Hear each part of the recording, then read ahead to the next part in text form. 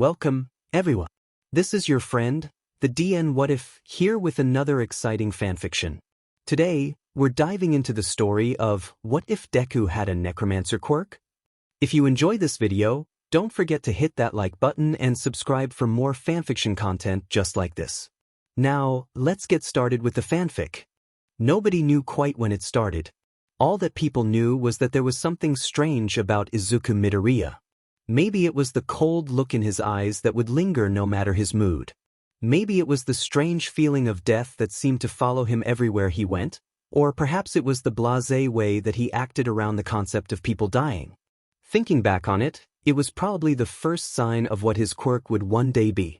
At the age of 4, however, Izuku didn't know that. All he knew was that kids around him were getting quirks, and he wasn't. After a couple of weeks since his 4th birthday and no visible quirk had appeared, Inko Midoriya took her son to a quirk counselor to try to work out what exactly was wrong. She was currently sitting in an uncomfortable chair, looking over an X-ray of her son as said boy bounced around in excitement, eager to know what his quirk was.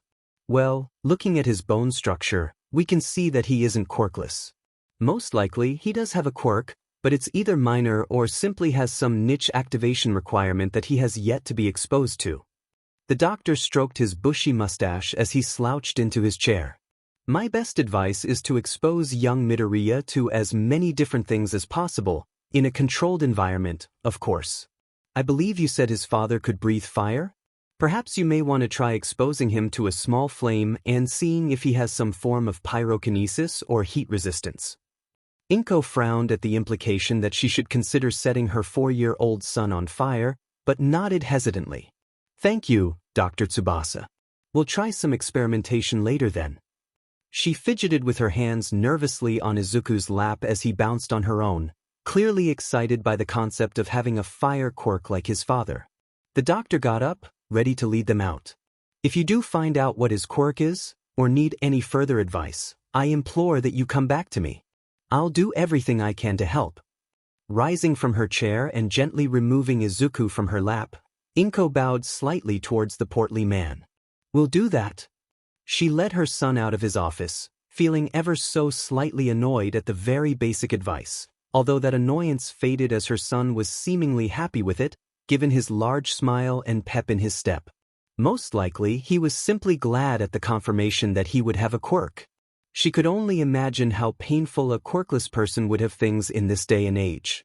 Unfortunately for the boy, once they were home and they had lit a candle for him to experiment with, he couldn't seem to do anything special with it, whether that was moving it, enhancing it, or resisting it when Inko looked away for a second, leading to a crying child clutching his hand. Izuku was somehow even happier than normal the next day when he arrived at kindergarten. The other kids clamored around him, eager to find out what he had learned at the counselor's office the day before, although none were quite as excited as one Katsuki Bakugo, or Kaken, to Izuku. So, Zuku, did you finally find out what your quirk is? The boy smiled or tried to. It seemed he was only capable of smirking, or at best, a semi-menacing grin. Izuku did not mirror his happiness at the question, frowning slightly. No, the doctor couldn't tell either.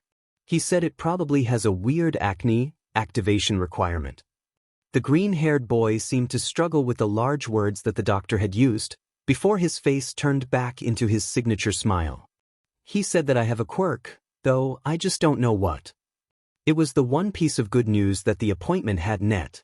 Rumors had circulated that he was quirkless since weeks had already passed, but at least they could be put to bed now. Regardless, this news didn't seem to be a large comfort to Katsuki as he frowned and grumbled, You better find out what it is soon. Zuku, how are you supposed to be my sidekick if you don't even know what your quirk is? Izuku let out a sheepish chuckle to mask his worry on the subject, before the conversation drifted to other things, mainly about heroes as per usual. Izuku barely paid any attention, though, too busy thinking about what his quirk could be, and what experiments he could do to test for it. For years later, he still had no answer to his questions. He had tried everything he could think of, from trying countless different foods to putting himself in various situations and environments. He had even put himself in the hospital once, trying to test for something like regeneration or shock absorption by throwing himself down some stairs. Izuku was a smart boy, but he was desperate, okay? He was now walking home from Aldra Elementary, completely alone. His relationship with his classmates wasn't necessarily bad, but nobody was keen to hang around with someone basically quirkless. The only reason this hadn't led to bullying was the fact that he did have a quirk, even if nobody knows what it is. He had even grown distant from Katsuki, initially because he couldn't serve as his sidekick, but nowadays he seemed a lot more aggressive and arrogant. He wasn't a bad person per se, but 4 years of being treated like a god amongst men by his classmates and even teachers would inflate any child's ego. So lost in his thoughts about his ex-friend, Izuku had missed a turn and ended up in a bad part of the city, buildings in disrepair around him and people hurrying about with shifty eyes, clearly on guard and not wanting to stick around, even in broad daylight. Noticing this, Izuku turned around to retrace his steps and get out of there. That was, until he heard what sounded like the scream of a little girl. Before he knew it, his feet were pounding as he sprinted down an alleyway, towards the scream. Looking back on this decision, this probably wasn't the greatest decision he had ever made. He was an 8-year-old boy, and merely being in this area would lead to exposure to gangs and general criminals. This danger was only compounded by running straight towards what was evidently even worse, given that the girl was screaming in the first place. Regardless, Izuku Midoriya wanted to be a hero, and nobody could say he didn't have the heart of one. He didn't quite pick up on how stupid he was being or how dangerous the situation was until he arrived at the scene, quickly throwing himself around a corner so that he could assess the situation safely. What he saw was a group of grown men kicking what appeared to be a little girl on the floor as she let out cries of pain, clearly already too battered to try to get away. Izuku froze in both shock and fear, desperately wanting to call the police or a hero but not being able to because his mother hadn't deemed it necessary for an 8-year-old in a relatively safe neighborhood to have a phone. He scoured his mind for hero patrol routes in the area, long since memorized by the hero otaku, but for some reason, none seemed to go through the borderline slum he was in. He next thought of the nearest police station, but even that would take about 20 minutes of running with his short legs, both there and back. He decided that his best bet was to wait for the men to leave her alone and then carry her away to find an adult to call an ambulance. His heart ached watching and he desperately wanted to save her, but even in his panicked state he knew that a functionally quirkless 8-year-old couldn't beat a group of 5 men in their 20s to 30s, especially when at least one of them clearly had a mutant quirk and was absolutely massive. At most, he could maybe divide their attention between 2 children to beat so that the damage was split between them. After the cries of pain stopped, the men walked away, and after another minute passed, Izuku approached the girl. He looked down at her unblinking eyes with his cold ones, then his eyes drifted to her strangely pale skin and the blood pooling around her. Lastly, he took in the sight of her limbs, all covered in bruises at best, twisted unnaturally at worst. He reached a grisly conclusion at the sight, although he was strangely numb to it. Oh, she's dead. He was slightly confused at his lack of feeling towards that fact. He felt bad that she was injured. He felt bad that she had to go through so much pain. For some reason, though, he didn't feel bad that she was dead. It was truly strange. He felt bad for the girl, but why not in this specific way? As he pondered this, his vision for some reason became slightly purple, like he was wearing tinted glasses. He reached out to the girl, following a strange urge, and suddenly a purple string shot through her beige cardigan and into his hand. What the hell? Is this my quirk? Was all he could think, until he was snapped out of his thoughts by a loud crack. He looked away from the string sunk into his hand and back at the girl, only for his eyes to widen as her bones snapped back into place and her bruises faded. Her skin even seemed to regain some color, although it was hard to tell through his purple-tinted eyes. All of a sudden, she shot up, seemingly alive again, and looked at the boy in shock. Himiko Toga did not have a good life. Maybe once upon a time, she would have said she did, but ever since that day? Most certainly not. That day started like any other. She had had her 4th birthday recently, and like any child, she was excited to learn what her quirk was. She had her fangs, but that seemed to be all she inherited from her mother's cat mutation. Her father could mimic the appearance of anyone he was looking at, which Himiko had always liked the sound of. She didn't quite know why, but something was appealing about becoming someone else for a while, especially those she cared about, like her mother and father. A couple of days had passed since she turned 4, but she hadn't quite figured out what her quirk was yet. The only thing she did know was that there was a strange feeling akin to hunger slowly growing inside of her. That was until she saw it. She had been at the park with her mother, upset as she sat stationary on the swings. She had tried to play with some other kids, but they had gotten creeped out by her smile. She shouldn't have been surprised, really. Her mom and dad always seemed uncomfortable when she smiled too. That was when, out of the corner of her yellow cat-like eye, she saw a bird. The poor thing was injured by something, leaking delicious blood and struggling to stand. She felt the hunger inside her swell at the sight, and she walked closer, ignorant of her mother's watchful gaze. Gently cradling the bird in her hands, she liked her fangs and leaned in as they protruded. Before her fangs could sink into the cute little birdie, she felt her shoulder being yanked back hard. She turned around with a feral look in her eye to see her mother's face looking furious. "What the F do you think you're doing?" she yelled. Himiko was confused. After all, couldn't she see how cute the birdie was? How was she supposed to resist that glorious red ambrosia? How was her mother resisting it, even? Before she knew it, she had been roughly pulled all the way home and locked in her room until her father arrived back from work. She couldn't tell exactly what they were saying, but she heard words like freak or monster being thrown about, although it was hard to tell with all the yelling and her sobbing. After that day, things never quite got better for the would-be bloodsucker. Without that strange hunger being satiated, it simply grew and grew as she was confined to her room. Her parents had pulled her out of school, not trusting her around other people. Of course, the school had asked questions, but those questions were quickly dropped with an explanation of what a monster their daughter was and a promise from her father to put in a good word with his associates. The girl was 8 now, and she had probably left her home about once a year. Food and water were provided through the door before it was quickly locked again. The windows were much too tough for a 8-year-old to break, and her only opportunity to leave her room, going to the toilet or having a bath, usually after a lot of begging, was strictly monitored. She didn't even know why her parents were doing this. Sure, they had always been slightly creeped out by her smile, and sure, her father beat her when she disobeyed his orders, but they were just being normal parents, right? Yet ever since she tried to bite the birdie, she had been a glorified prisoner. That was why, despite her young age, she wanted nothing more than to escape and never see her parents again. She got her chance one day when her mother was taking her to the bathroom, only to get distracted by a phone call. She had been practicing the ability to erase her presence almost constantly for the past 4 years of imprisonment, and was now good enough that, as long as people weren't looking at her, she could completely disappear. Employing this trick, she snuck past her distracted mother and out the front door, into the By Himiko's estimates, she had been free for about a year now. She was homeless on the streets, yet she arguably had a better diet and overall life than before. She had been stealing food, water, money, and occasionally clothes to keep herself alive, her honed stealth being an invaluable tool for doing so.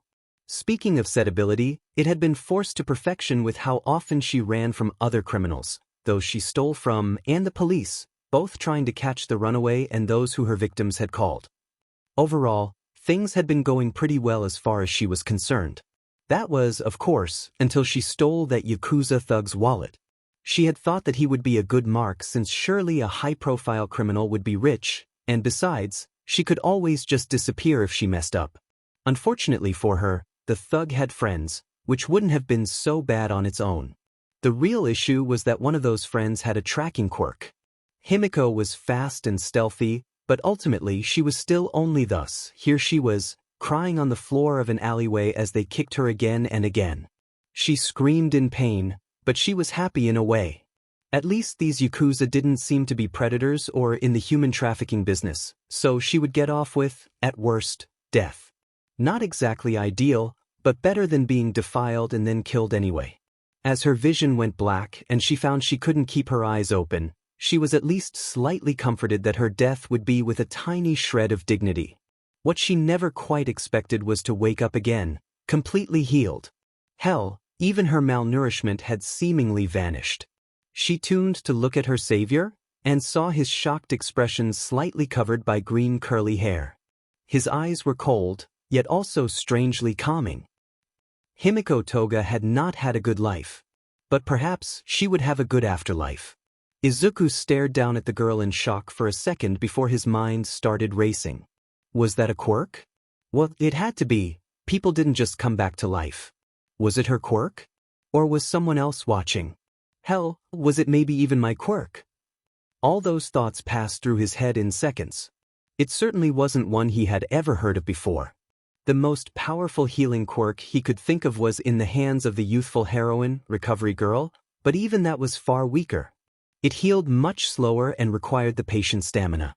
Clearly, the girl didn't lose any stamina, considering she had none in the first place by virtue of being dead, and he didn't feel tired. Oh, there was also the fact that Recovery Girl couldn't bring back the FING dead. Okay, I'm freaking out a little. I don't usually swear. Can I be blamed for that though? It's such a fascinating quirk after all, not to mention the world-changing potential of it. Izuku immediately flinched at the noise, snapping out of what he just realized was one of his signature mumble storms. What the hell just happened? I thought I was dead. The girl seemed almost as shocked as he was, so either that wasn't her quirk or she had never used it before. A shame really, a phoenix quirk would be incredible for heroics.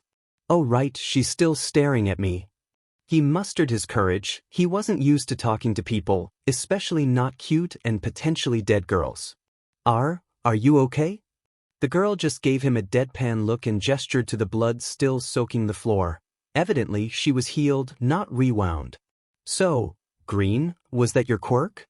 The girl raised an eyebrow at him as she asked, seemingly unbothered by his stutter. I think so? I don't know what my quirk is, but if it wasn't yours and there's no one else around.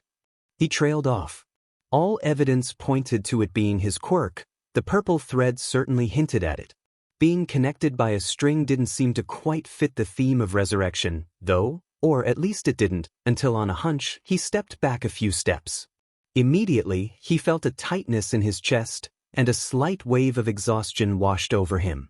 By the wince that came out of the girl, it seemed she felt something similar.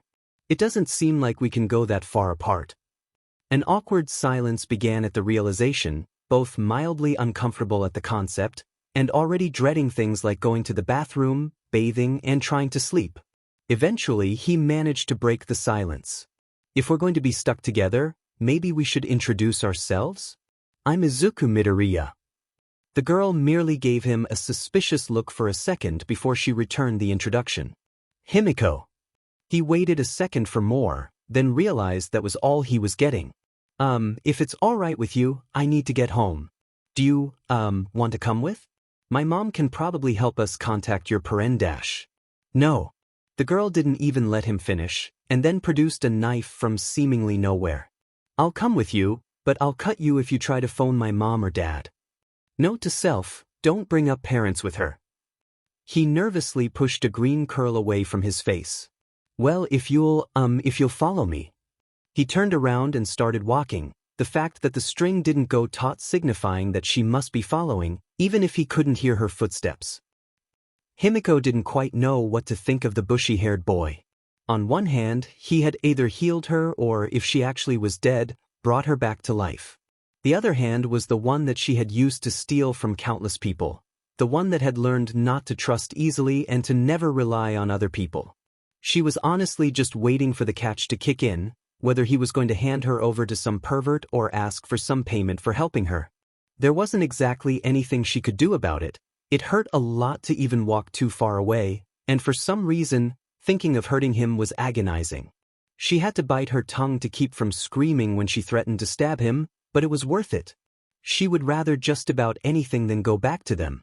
Still, as she walked alongside the boy, a strange sense of trust ran through her when she thought of the boy, almost as if without her consent.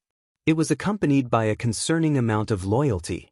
She was beginning to suspect that his quirk wasn't reviving people out of the goodness of its metaphorical heart, especially since even considering that it was controlling her caused a small pain to throb in her head, as if to punish her for doubting her master the boy.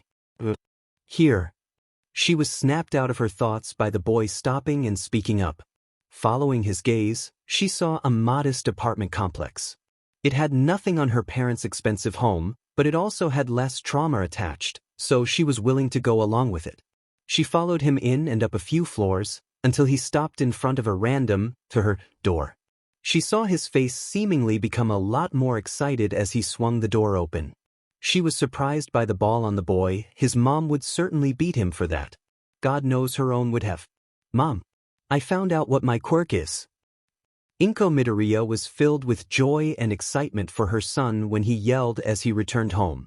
Then, she was confused about the presence of the older than him but still young girl. Next, she was horrified as he narrated the events of discovering his quirk. This culminated with her shell-shocked on the couch, overwhelmed by the story she was just told. She would have been stressed to hear that he got lost for a while. She would have been distraught to learn that he watched a little girl die. She would have been elated about him discovering his quirk, especially such a powerful one, as well as mildly worried about the HPSC. They had a reputation. The implication that he had acquired a little girl who now had to live with them was just the icing on the cake. The good and the bad just led to an overwhelming mess of emotions that caused her to effectively collapse. After a couple of minutes, she was able to process her emotions enough to consider what to do next. Izuku, why don't you show Himiko around the apartment? If she can't leave your side yet, she's probably going to have to get used to the place. He nodded and led the cat-eyed blonde away to show her the bathroom. With that sorted, she pulled out her phone and immediately started looking to buy one for Izuku with Hisashi's money. She had been foolish to assume he didn't need one. Once she added it to her basket, she saw something else that she certainly would appreciate right now, a bottle of vodka. It had been so long since she had a drink, and if she ever needed one, it was right now. Izuku awoke the next day, bursting with energy. He hadn't quite been able to soak it in yesterday with all the lifelong trauma that was being born, but he had a quirk. It was also fascinating, the ability to revive the dead. He could potentially save even more people than All Might himself, since he could revive every single person, whether they died of a villain attack, an accident, or even disease. Or at least he hoped he could. To be completely honest, he didn't know exactly what his quirk could do yet. That was okay though, because his mother had given him 2 days off school. The first would be to experiment and try to figure out what his quirk was, and then the other would be to go to a quirk counselor and get his quirk officially registered. He was distracted from his thoughts as the warm body next to him groaned and sat up. Because of the string keeping them together, he and Himiko couldn't sleep in separate rooms. Luckily, they were both still young, so it wasn't that odd for them to share a bed. It still made him blush, though, to see the cute corpse, God, that was a weird thought, wake up next to him. Morning, Aizu. The girl mumbled out, still half asleep. That was another oddity he had noticed. She grew close to him fast. It was almost unnatural. She had been so shifty and apprehensive around him, but in the space of one night, it was like she knew him for years. At first, he thought that perhaps she was quick to trust, but that thought was banished by remembering the fact that she carried a knife. He couldn't imagine someone so ready to fight for her life letting her guard down so quickly. This led him to one conclusion: it must be his quirk. He wasn't sure he was comfortable with that idea. Sure, he could trust himself not to take advantage of his quirk by brainwashing people, but he knew how bad it sounded out of context. It was almost villainous. Realizing where his train of thought was leading, he slapped his cheeks to shock himself out of it. He refused to be quirkist, even towards himself. He had always thought that the concept of villainous and heroic quirks to be utter bullshit. After all, if All Might decided to become a villain, he could level cities. All of a sudden, people would start seeing strength enhancers as pure evil. The way Izuku saw it, All Might could be a terrifying villain if he wanted, and the villains he fought could have been incredible heroes if they had tried. Aizu? Oh, right, Himiko. Sorry, morning Himiko. He blushed. He wasn't used to using a girl's first name, but he didn't have much choice since she was passionately against revealing her surname. As if determined to make him more embarrassed, she pouted. If I'm calling you by a nickname, Aizu, then you have to call me one too. Call me Himi. This level of closeness was really unnatural. He should be careful with his revivals. Although at least thinking of the moral implications of his quirk let him distract himself from the incredibly embarrassing request she had just made.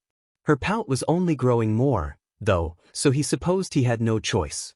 Fine, Ichimi.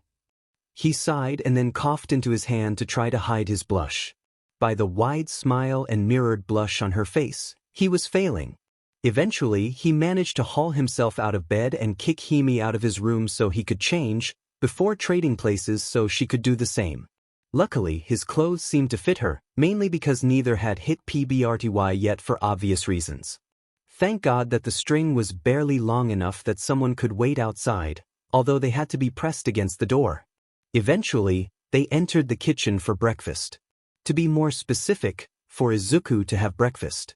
They had discovered yesterday that Himi didn't seem to get hungry, and even eating food just for the taste didn't work because it was completely flavorless to her. He felt bad about eating his mother's delicious cooking while Himi simply pouted, but it's not like he could do anything about it. He had thought maybe he could change it since he had a level of control over her now, and even managed to make his sight go purple again. This let him see the string connecting them again, but he couldn't seem to interact with it. The only idea he had was to yank on it, but he couldn't think of anything positive that he could do.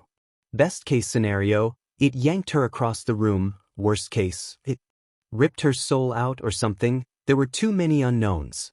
The only other idea he had came from a strange sense he got when looking at it. It was a well-known fact that most people had a sort of innate knowledge of their quirk. Looking back on it, this even subconsciously extended to himself, with him feeling nothing about death and instinctively reaching out to a corpse. This innate knowledge, right now, though, was just telling him that he could cut the string if he so wished. He wasn't exactly keen on the concept since that would likely cause Himi to drop dead.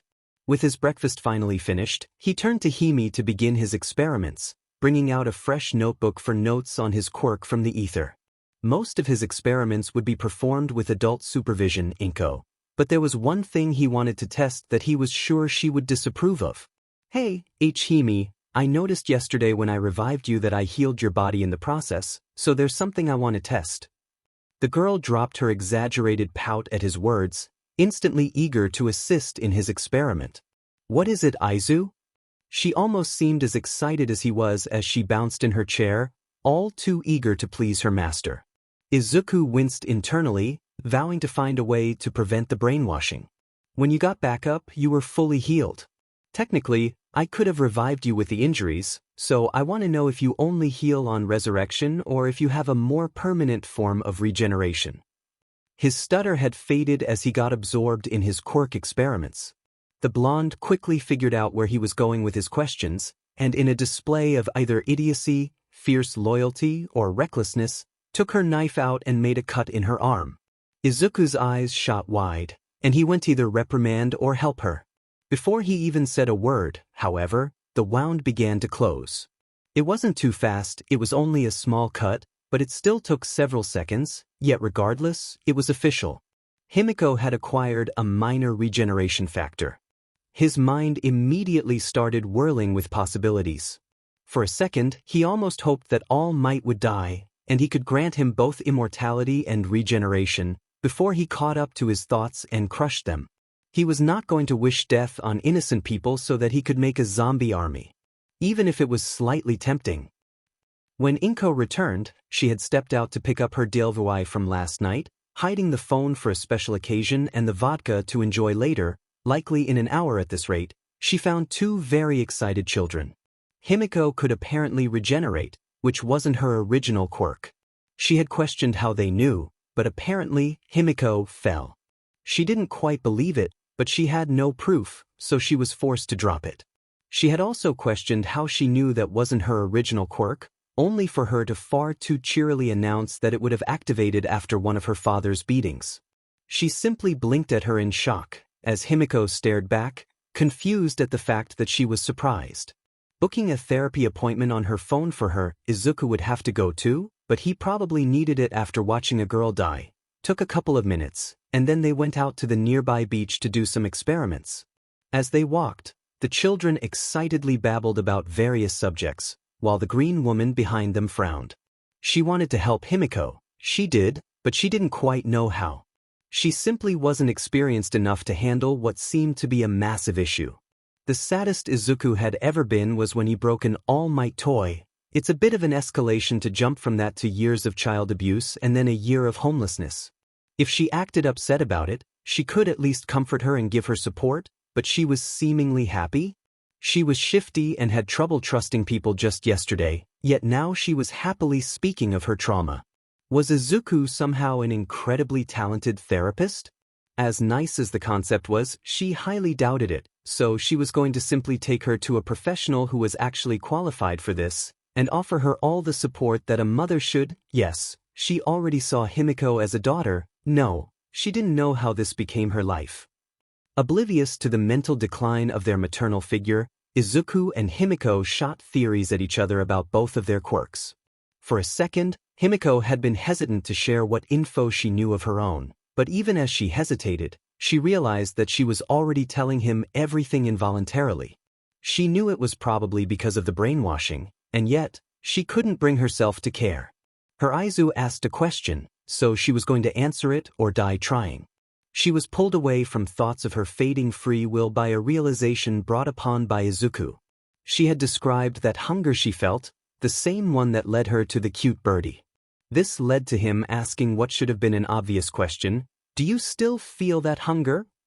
Shockingly, she found the answer was no.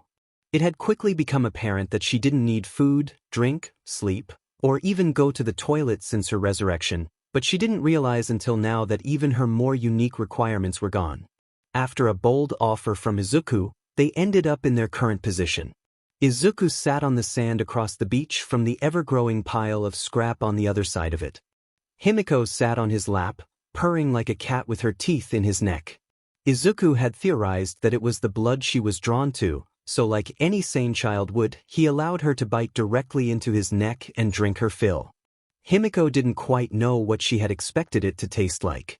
Food had been tasteless, so perhaps that? She never got to find out what blood tasted like when she was alive, so she had no prior experience to rely on. What she didn't expect was heaven. Izuku was ecstatic when he found out what Himiko's quirk was. Looking at his copy in his lap, indistinguishable from the real deal even by his mother, he realized how perfect Himiko would be as an underground hero. With some acting practice, she could quickly become one of the greatest spies in the world. Now, if he found a dead brawler and a decent corpse for rescue, he could do all three strands of heroism in one hero, assuming you count his thralls as parts of himself, which he felt was a valid assessment. He began to ponder which heroes would be the best thralls before he caught himself again. I need to stop planning for my idol's death. After a couple of hours testing things with Himi on the beach, he had found out about everything he could with the limited dataset. Himiko could not get tired by normal means. She could exercise seemingly indefinitely as long as she stayed nearby. Walking away would lead to more pain the further they split, as well as more energy drained by every action. The string seemed to reach about an inch further than before.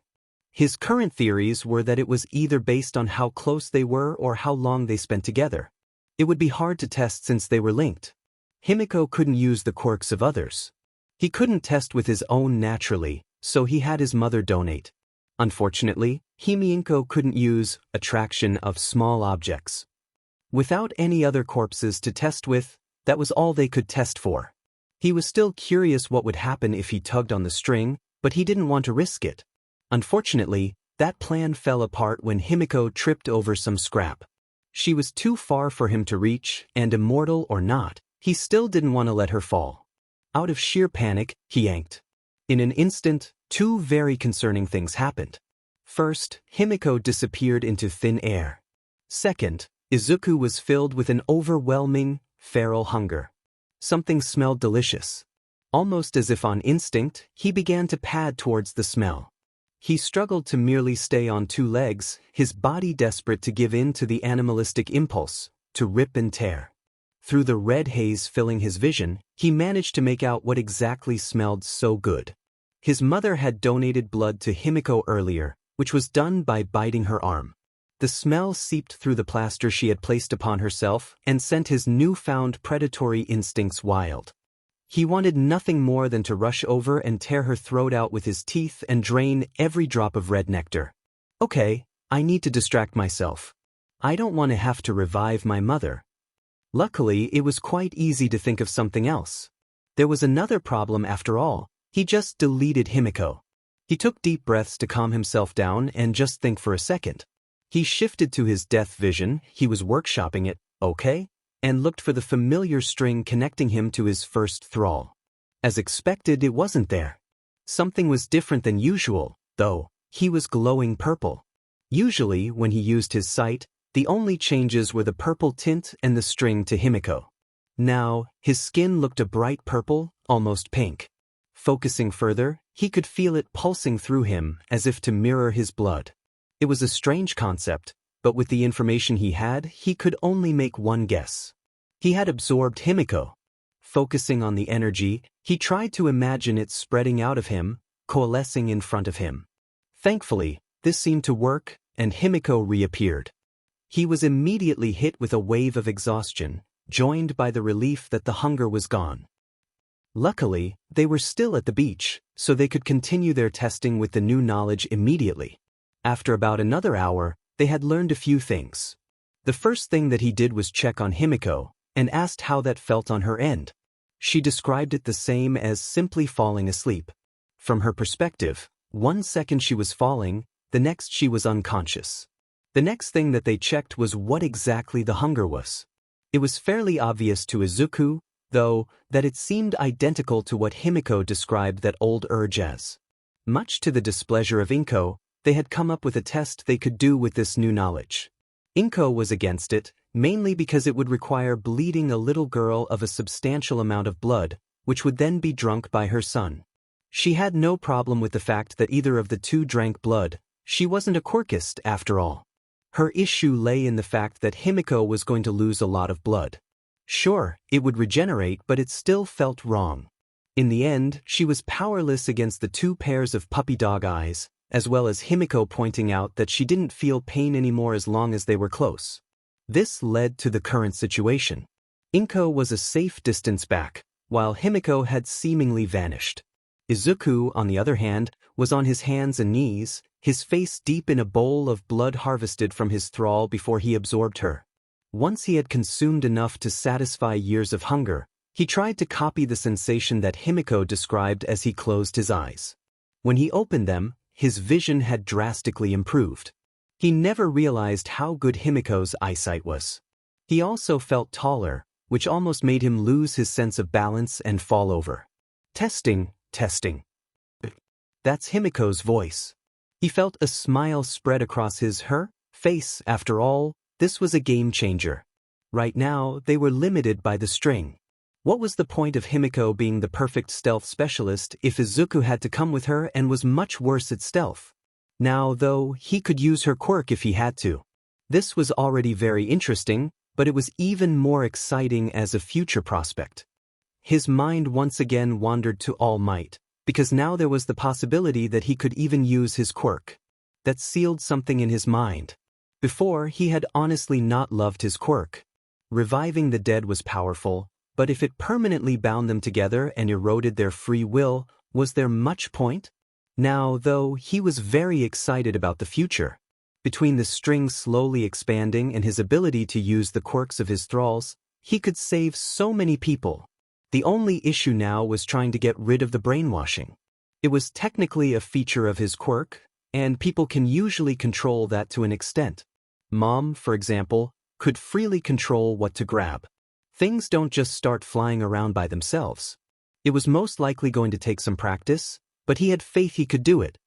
He let the gray goop slide off of him and then re-summoned Himiko. It was quite convenient that she seemed to take her clothes with her, or that would be very embarrassing every time. She stretched, almost cat-like, and yawned loudly. He felt slightly bad about making her flip-flop between consciousness and unconsciousness, but he had to know how his quirk works, and he had very little access to other corpses. Maybe he should look for a dead animal of some sort? That's assuming he can even revive animals. There was so much unknown to him. They were back in their apartment now, more specifically in Izuku's room. The Green-Eat sat on his bed and patted the spot next to him for Himiko. Once she sat down, he sighed and began to talk. I think we need to talk about my quirk. He wrung his hands together nervously. Depending on how this conversation went, there was a very reasonable chance that she would come to hate him. Not sensing his distress, she perked up curiously and looked at him, pinging her head to the side in a cute fashion. What's up, Aizu? Might as well rip the band-aid off, he supposed. I'm pretty sure it's brainwashing you. And I don't know how to stop it yet. He didn't quite know what reaction he was expecting. Rage? Disgust? Fear? All of the above? What he hadn't expected was a simple, small nod. I figured that out almost immediately. I don't know how much of this is from the brainwashing or if I genuinely feel like this, but I trust you.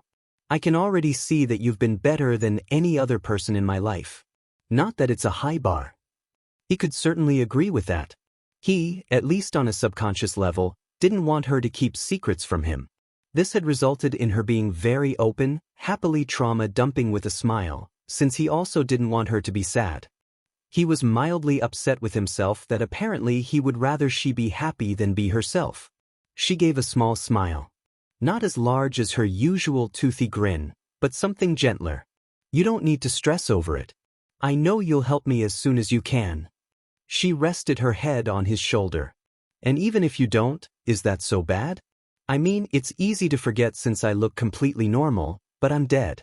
My life is already over, so I can't exactly complain about what happens in my second chance when you granted me it in the first place. He frowned slightly. He couldn't say he agreed with that. By that logic, a hero could save someone and then expect that person to dedicate their life to them. It was effectively slavery, which, needless to say, he wasn't keen on. He made a promise to himself in that moment. I'm not going to let myself revive anyone else until I can control this ability better. He hoped that this would motivate his quirk to work with him. It was a well-known fact that quirks didn't like to be suppressed, so this could potentially serve as a threat to it. Work with me or I'm not using you. Inko Midoriya was very hesitant to make this call. She had her connections to the HPSC, enough of them to know exactly how they would react to Izuku's quirk. So much power would be heavily moderated by them, they would probably want to be updated on every single thrall he gained. On top of that, they would probably demand he checks with them before reviving anyone. Unfortunately, she needed their assistance. Izuku's quirk simply needed far too many resources for it to work with what she had. It's not like he could count on finding dead children around every street corner, or at least she hoped he couldn't. She had to go to someone high-ranking to get her hands on corpses for him to work with, so word would inevitably get around to the HPSC. There was a part of her considering not calling them, a very large part. The only reason that she was considering it was because she had someone on the inside who could show some leniency. Eventually, she had managed to talk herself into it, so she hit call. She hadn't talked to her husband in a while anyway. Hisashi Midoriya did not believe in himself being a good person. Ever since he was young, he has believed in the saying, the ends justify the means. He was well aware that it was a controversial opinion. Many would argue the invaluability of human life and happiness, but as far as he saw it, his goal was to make society better, no matter if he had to cast aside his morals in the process. It was this mindset that made him invaluable to the HPSC as their head of this True Hero program. This program was simple in concept. So many heroes simply cooperated with the HPSC but did not respect them. So many would brush off or circumvent their orders if said orders went against their morals. It was foolish, if you asked him, for individuals to think they know better than the government itself. The HPSC wanted some more loyal heroes, true heroes as they put it. He had assisted with the prototype of this project that was Lady Nagant, so the higher-ups thought he would make a good head for the more mass-produced version of the concept. At present, he was in his office, reclining in a plush black office chair. He carefully read over the contents of a thick file he was holding. This file was of their up-and-coming star of the True Hero program, Kigo Takami, code name Hawks. He had been considering whether he was ready for some real missions, so he was going through the files one more time for a complete refresh to help him decide if he was ready. At present, he was too young to publicly become a hero, but that didn't mean they couldn't make use of him. He ran his fingers through curly black hair as he read over his quirk and smiled. He couldn't help it, it was just such a fascinating quirk. Flight on its own was such a heroic quirk inherently, not to mention being able to split his feathers to use as weapons, either in his hands or telekinetically. Even better were the more discreet uses that the public wouldn't hear about, like them being the perfect tools for information gathering or their incredible usages in assassination. His smile only widened the more he thought about it. His son Izuku may have taken most of his physical characteristics from his mother, but the love of quirks was all from him. He was snapped out of his quirk dissection by a phone ringing, more specifically his personal phone. He was almost surprised. His work phone barely went an hour without a call, but his personal phone was barely used. He picked it up and checked the caller, pleasantly surprised to see it was Inko. Contrary to what some believed, that Bakugo woman, mainly, eternally saying Inko deserved better, Hisashi truly cared about his family. He would be the first to admit that he didn't see his wife and son often enough, but he didn't exactly have much choice. He was an incredibly busy man with the countless trainees under his command, as the prominent eyebags under dull purple eyes could attest to. It was all worth it, though, for the substantial salary. Inko lived in a small apartment out of choice, not necessity, as well as the slow change of society. He was determined to make things better for his family, even if their happiness had to be built upon a pile of innocent corpses. Of course, Izuku would never approve, even Inko probably wouldn't if she knew that not every death he ordered was that of a monster, but he could live with his family's hatred if it meant they were happy and safe.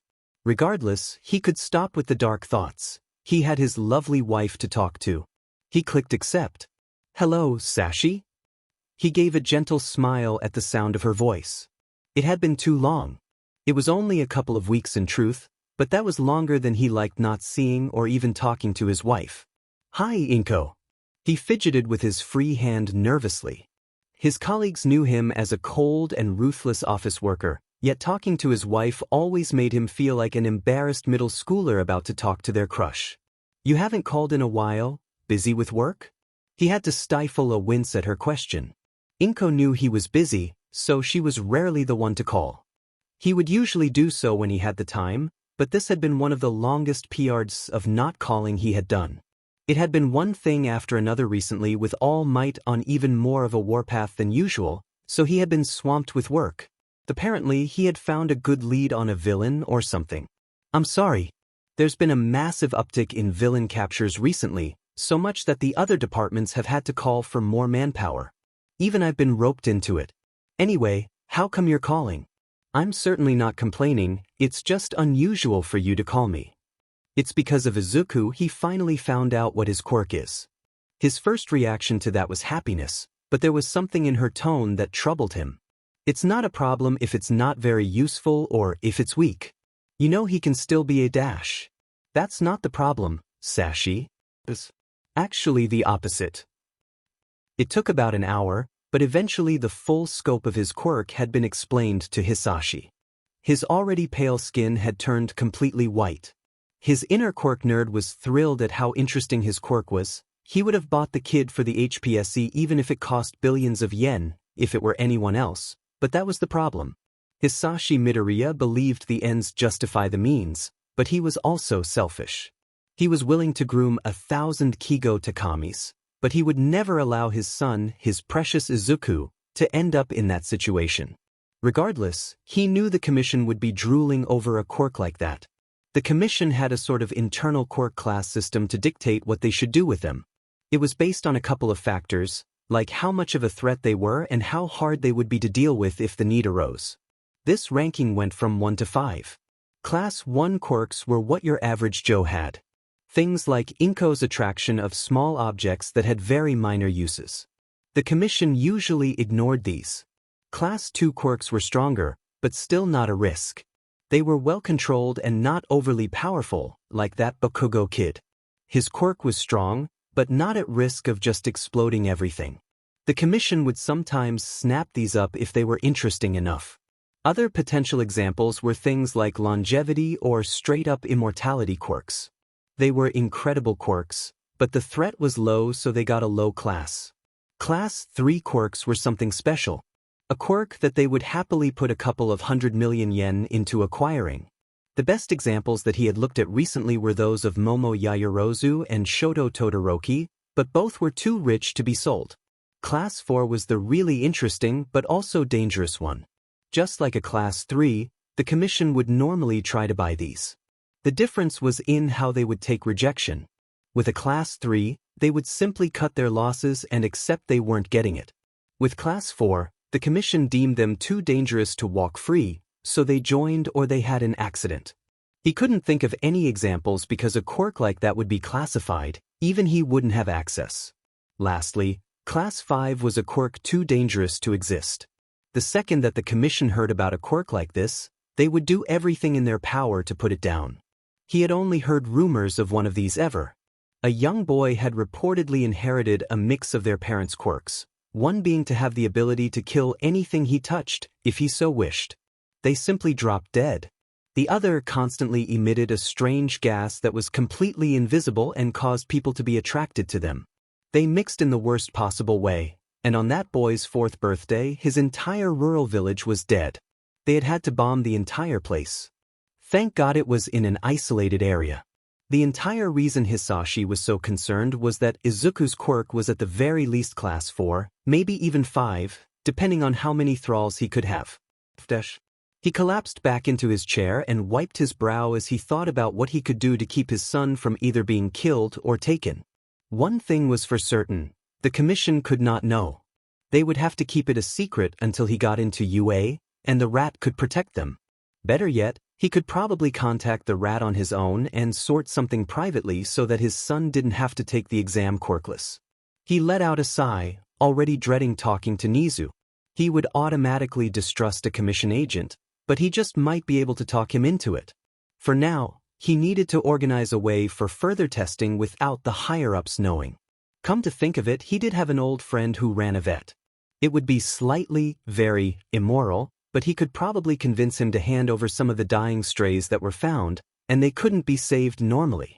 He relayed the plan to Inko and eventually hung up to make another call. Izuku was slightly scared of this plan. Sure, he was excited to see his dad after so long, but he didn't want to see dead animals. He could already tell that he was going to cry a lot today. Regardless, he had to test his quirk, and it was better than dead humans, he supposed. He was currently in a large warehouse in a shadier part of Mizudafu, where his father's vet friend was wheeling in boxes that contained the preserved remains of recently dead animals. His father had assured him that they did everything they could to save them, and that no animals were killed for this, but he still felt bad. His eyes drifted over to the large figure of the vet. He was a giant of a man, standing at nearly 7 feet by his estimates. He had a prominent rhino mutation that made him look like a rhino that just stood up one day and decided he wanted to save his fellow animals. The only thing that identified him as a vet was his outfit that resembled that of your classic doctor. The man unlatched 2 crates and then sat back in a chair with a notebook. He was quite interested in the data after all. Hisashi had met him on a quirk discussion board. The 2 crates were opened to reveal 2 dogs. They both seemed to be mastiffs, although he couldn't tell what type with his vague knowledge of dogs. The vet nodded at him, and he stepped forward, letting his eyes shift from his mother's green to his father's purple as his death vision activated. He reached out to the first dog, and immediately a string shot out from his hand and sank into the dog. He felt a small bit of energy be consumed in the process, which was strange because he felt nothing when he revived Himiko. Maybe his quirk liked humans more? The dog stood up as the tire marks on it seemed to vanish in mere seconds. It also seemed like his theory that regeneration was faster on the initial resurrection had been correct. He heard the vet gasp behind him. He had been briefed on his quirk, but clearly, seeing is believing. The dog padded over and sat down in front of him, immediately starting to pant as it awaited head pats. He smiled as he obliged, the sadness he had felt at seeing what was seemingly a stray that had been hit by a car fading. He turned to the other dog, another mastiff that looked about the same size. They likely tried to get similar subjects to make the data consistent. Instead of tire tracks, it seemed to have a couple of bullet wounds in its side. He felt a pang of rage at the sight. He repeated the process, but for some reason, It was much more tiring this time. After a couple of seconds, the dog stood. It turned to face him and growled even as bullets were pushed out of it and clattered to the floor. The vet was suddenly at his side and speaking in a deep voice. The first one was friendly. It had been found on the side of a road, already injured. This one, though, was vicious. It had savaged someone and, when the police arrived, tried to do the same to them. That explained the bullet holes. He knew the dog wouldn't hurt its master, but there was no guarantee of the safety of the others. Himiko stood in front of him suddenly with her knife already out, ready to fight. The first dog stood at her side and returned the growl. He gently signaled for her to move aside and focused on the string. He tried to imagine himself pouring his will into it, closing his eyes as he focused on strengthening the brainwashing for once instead of weakening it. He opened his eyes when he felt the previously aggressive dog liking his pants. He had done it, now he just needed to figure out how to reverse it, and he could help Himiko. As one more test, he pulled both dogs into himself. Nothing, figures, they didn't have quirks after all. He heard the voice of his father behind him. How did that feel, Izuku? He turned to face the man with a tired smile on his face. It was really tiring. The first took maybe 5% of my energy, but the second took about 15%. His father nodded like he was expecting that. Two almost identical subjects, both of the same species, breed, and quirk status. The only difference was in their personality. This seals it for me, it's a matter of affinity. Izuku pet his head in confusion. His father saw this and elaborated. The only difference between the two was how much they liked humans, and by extension you. I believe that you should have an easy time reviving comrades and civilians, but you'll probably struggle to enslave villains. Izuku nodded in understanding, although he didn't like it being referred to as enslavement. He then heard something being wheeled in behind him. He turned to see several more crates. This was going to be a long day, wasn't it? An hour later, Izuku was exhausted. He now had a small force of 4 dogs, 2 mastiffs, a corgi, and a German shepherd, 3 cats, and 2 birds, more specifically a pair of lovebirds. The vet spoke up next to him. Just one more. This one's a special one, you'll like it. He wheeled in the biggest crate yet. It had been about a month since he recruited his small army of animals. That month had mainly been spent doing further experimentation with his quirk, mainly with the string part of it. Izuku looked up from his notebook at the sound of Subject D1 whining at the door to his bedroom.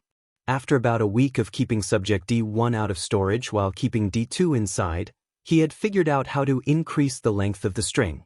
Unfortunately, it wasn't exactly quick. He had found that keeping a thrall outside storage caused the string to grow slowly.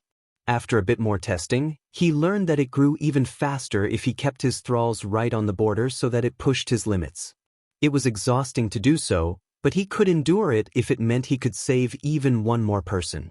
His door swung open, and blonde buns poked in.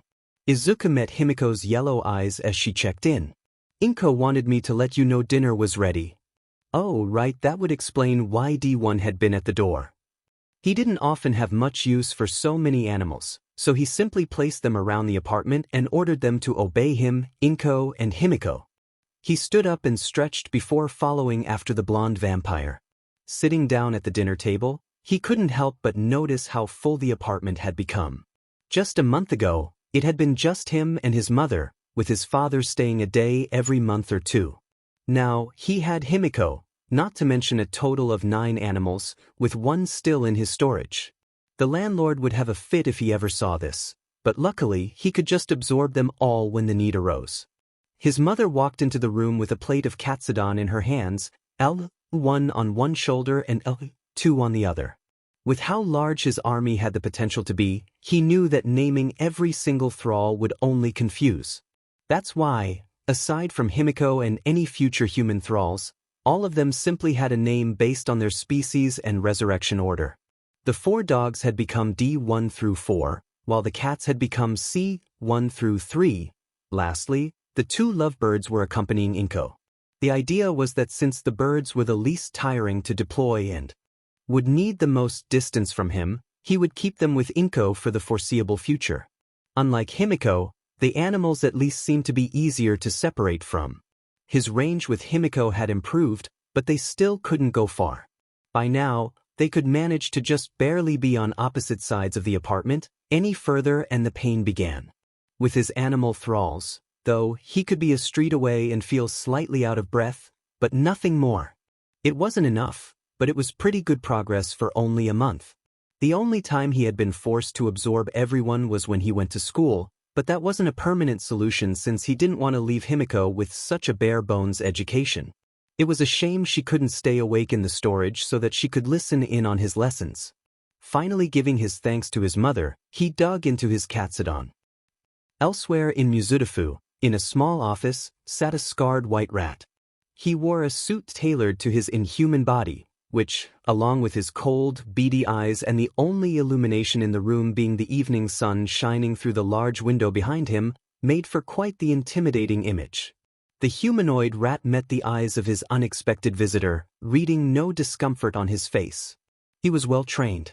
Hisashi Midoriya joined the HPSC as a low-level quirk analyst, eventually scouted by his boss to assist in a fledgling, top-secret project known as the True Hero Program. The project was deemed to be a good idea but a bad execution after Lady Nagant turned traitor, so the leader of the project was taken care of. This allowed Hisashi Midoriya to fill his shoes, and under its new ownership, the True Hero Project has been a rousing success. Did I miss anything? The principal of UA High School, Nizu, sipped his tea as he analyzed the man in question. He seemed unsurprised by his entire career being broken down, including the highly confidential bits. At least he wasn't foolish enough to think he could keep a secret from him, unlike his bosses. He looked over his entire appearance for any signs of discomfort. His purple eyes were focused, with no hints of nervousness. His scarred hands were steady, as was the rest of him, for that matter. He didn't expect a head of an HPSC department to lose his composure in front of him, of all people, though. Seeing no corrections coming from the man, he continued, "I'll be curt, since you should already know where I stand on you and your cohorts. If you don't give me a very good reason to hear you out on whatever it is you're after, you can get out of my office. For this meeting, I'm not here as an employee of the HPSC, I'm here as a concerned father." That piqued his attention. He knew he had a son, of course. He researched him thoroughly since he was always wary of assassination, but he didn't think there was any reason he would come to him about it. However, he was considered the smartest being alive for a reason. He said he wasn't here on the HPSC's behalf, which also implies he doesn't want them to know about this meeting since they would certainly not approve. He's supposedly here as a concerned father, so it's about his son, who has an unknown quirk. The HPSC has no reason to care about his son, except if he had a powerful quirk, in which case they would nab him as a weapon. The boy must have discovered his quirk, and his father didn't want the HPSC to get their hands on it. Hiding it forever likely wasn't an option, and that wouldn't have led him here, so there was one option left. You want me to take him as a ward of UA. Because of its prestigious reputation, UA had long since gained the ability to take in students under certain circumstances. This was usually if their parents passed away or were deemed unfit to care for them. There was, however, a less well-known reason. If a child had a hard-to-control or otherwise problematic quirk, UA could take them in as a ward and assist them. This was even an option if they still had a perfectly good family, and was likely what Hisashi was after. The real positive here, though, wasn't likely to be the quirk help, but the protection from the HPSC. From a legal standpoint, UA was just a school. If the HPSC came to them and started making commands, they had to follow. There was to be no negotiating. This fell apart in a hero-obsessed society. Society practically lived and breathed heroes. Non-hero celebrities were almost non-existent. Almost every business had ties to heroes, and basically any advertisement was done with the help of heroes. At this point, you couldn't even buy groceries without seeing a dozen different hero-sponsored products. This gave UA, the school responsible for hundreds of heroes, most of them top-ranked, a lot of power. If Nizu openly opposed the HPSC, about half of the heroes in the country would back him up. To avoid civil war, UA and the HPSC had a sort of unspoken agreement not to step on each other's toes. This is why he didn't leak details of the True Hero program even though he detested it, as well as why the HPSC wouldn't dare touch one of his wards. That is correct. The HPSC would chase him to the ends of the earth if they knew about his quirk, and I can't think of anyone else who can hold them off. It certainly sounded interesting, at least. And what exactly is his quirk, to get so much attention?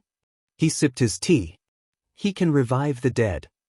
If Nizu were a less composed rat, he might have done a spit take. As it was, he merely placed his tea down and gained an interested glint in his beady eyes. Conditions? He can revive both humans and animals, although animals are much more tiring. They can't go that far away from him, though. His furthest thrall can currently go about 30 meters away. You can have the rest of the details if you do take him as a ward. You can't expect me to do this for free. I'm sure you can already guess what I want. Midoriya sighed, but nodded. I'll pass over all the information I can. Nizu smiled creepily. He already had a couple of spies in the HPSC, but none quite as high-ranking. Still, he was greedy. I also want the True Hero program dead. It is a disgusting perversion of my own career. For the first time in the conversation, Midoriya's composure broke, his eyes widening. You know I don't have that kind of power. I may run the project, but I can't just shut it down on a whim. I'm not asking for an immediate end to it, that would lose you your job most likely. All I ask is that you stop acquiring new trainees and make the case to your bosses that it is a waste of resources, that you don't see another talent like Young Hawks appearing again. The man seemed to consider it, not even stopping to think about the fact that he knew about yet another confidential secret. I don't know if they'll listen. I can try, but I can't make guarantees. That's all I ask. They spent the next 20 minutes hashing out the details before the man left. Nizu broke into a grin the second he was alone. He had gotten a lot out of that. Midoriya should have known he was bluffing on needing payment. There was no world where he would choose not to protect a child. He was a hero, after all. Izuka didn't quite know what to expect when his father told him that he had secured a group of trainers for him. He certainly didn't expect to be visiting UA High quite this early in his life. Standing before the giant gate, he couldn't help but be nervous. His dream, his entire life, was dedicated to being a hero. He couldn't imagine himself in any other career, so this was always meant to be the beginning of everything for him. There was still meant to be 7 years before that, though. Inko has assisted him in figuring out what year and how old he would be for entry, and he shouldn't be here until he is yet. Here he was, following his father into his dream school. Himiko skipped along beside him, not caring about the school itself, but still, she was happy when her master was. What appeared to be a homeless man in a black jumpsuit greeted the group. He appeared sleep-deprived based on the heavy eye bags hidden under shaggy black hair. The only thing suggesting he wasn't homeless in his appearance was the scarf around his neck, which a discerning eye like Izuku's could tell was made out of a special alloy favored in hero gear for being light but incredibly durable. The man's grunt was the only acknowledgement he gave before he turned around and started leading them into the campus, scanning a pass at the gate to stop the famous UA barrier from slamming down on its guests. His father led the two children along behind him, never breaking his cold facade even as he scanned the campus for threats, his eyes darting around. It was strange. Surely he didn't expect danger from UA? What would UA possibly have against a good, hardworking man like his dad? The group eventually arrived at one of UA's mock cities. He didn't know which, since UA had never been fond of releasing public information. As opposed to his previously silent footsteps, the exhausted man started exaggerating how loud his steps were to alert their host of their presence. In what appeared to be a city square, a desk had been placed near one of the sides with a large black chair placed behind it. In that chair sat the hero, Mr. Principal, more commonly known as Nizu, the principal of UA High School. The rat creature was short, not even as tall as Izuku, despite him being both 8 and short for his age. He was probably about as tall as a toddler, which made a comical image combined with his formal suit tailored to his frame. He would have been almost cute if not for his imposing, beady black eyes, slightly manic grin, and the scar over one of his eyes. Izuku finally put the pieces together and felt his jaw drop open, not that he was paying much attention to that. The people Dad got to train us, he was talking about Nizu? Smartest creature in the world, Nizu? That is correct, and thank you for the compliment, young Izuku. Oh, he had been mumbling. Great. He meets the being who effectively holds his dreams in his hands and immediately humiliates himself. Now, I'm sure you have questions. To start, as of this morning, you are officially a ward of UA. This means that it is now our responsibility to nurture you and help you develop your quirk, even if you don't end up as our student. You and young Himiko will come here every Saturday, where you will receive practical education from me and combat training from my colleague Aizawa here. The rat gestured towards the homeless man, who was apparently a pro hero. The two of you are at vastly different education levels, so you will alternate. One of you will go with Aizawa while the other comes to me, then switch after an hour or two. Any questions? Izuku raised his hand. Will we be practicing quirkless or quirked combat for now? To his surprise, it was Aizawa who answered. We're going to start with the basics of quirkless combat, and we can work your quirk in eventually. Speaking of, the rat didn't feel the need to tell me, what is your quirk? Said rat chimed in. I am most curious as well. Your father gave me some details, but not the entire picture. The greenie let out a nervous chuckle. But I can revive the dead. He watched for the reactions of his new senseis. The rat seemed amused, while Aizawa just had a look of wide-eyed shock. It has limitations, of course. My thralls, that's what I call them, can't stray too far from me. The max distance grows the more I keep them out of storage. Speaking of, I can pull thralls back into storage so I don't have them out at all times. Most importantly, I can use their quirks while they're in storage. I haven't been able to test that much, though, because only Himiko and one other thrall have quirks, and I really don't like the other. That bit of information seemed to be new to even Nizu, as his grin grew even wider. Aizawa somehow became even more shocked before he schooled his expression. The tired hero turned to his boss. Do we know what will happen if I erase his quirk? I don't want to activate it and kill all of his thralls. Izuku blinked for a second before entering fanboy mode. Erase my quirk? Are you the underground hero, Eraserhead? You're so cool. I always admired how you fight basically quirkless. I didn't know you teach at UA. How does your quirk work? Can you erase multiple at once? Can you dash? Kid, slow down.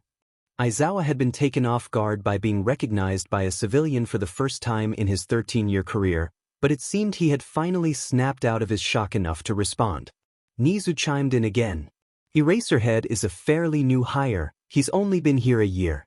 And Aizawa, I don't recommend erasing his quirk, there are too many unknowns. Now, you can save the rest of your questions for during your training with Aizawa. Who do you two want to go to first? The children decided that Izuku would go with Aizawa first, while Himiko would stay with Nizu. They couldn't actually separate that much because of the string, but they at least had enough space in the square to spar if necessary without bumping into the other two. Hisashi had made sure Izuku wore suitable exercise clothes here, so he didn't need to bother changing. Aizawa made him do some stretches to warm up before they began. So, kid, I'm assuming that with your age you probably know nothing about fighting? Izuku nodded sheepishly. In that case, we're going to start with teaching you how to throw a punch. The hero closed the distance between them and gently positioned him into the right stance. Once he was satisfied, he let go. I want you to familiarize yourself with that stance until you don't need my help. Over the next 20 minutes, he worked to perfect it. By the end, Aizawa was satisfied with the results. Good, now you had questions about my quirk? Here's what we're going to do, we're going to spar. For every hit you land, I'll answer one question about my quirk. I'll hold back and not hit you too hard, while offering you pointers as we go. All right with you? Izuku nodded. Within the next hour and a half, Izuku was not able to ask a single question.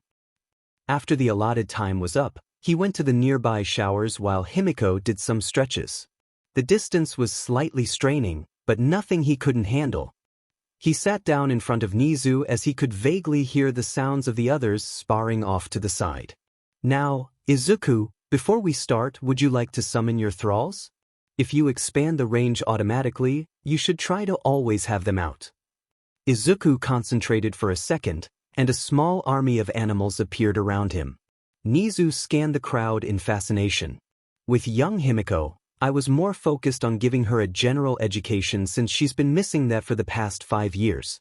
As far as I understand, you're still receiving a normal education, so we're going to be focusing on these. He placed one of Izuku's hero analyses for the future notebooks on the desk. Isashi must have brought it.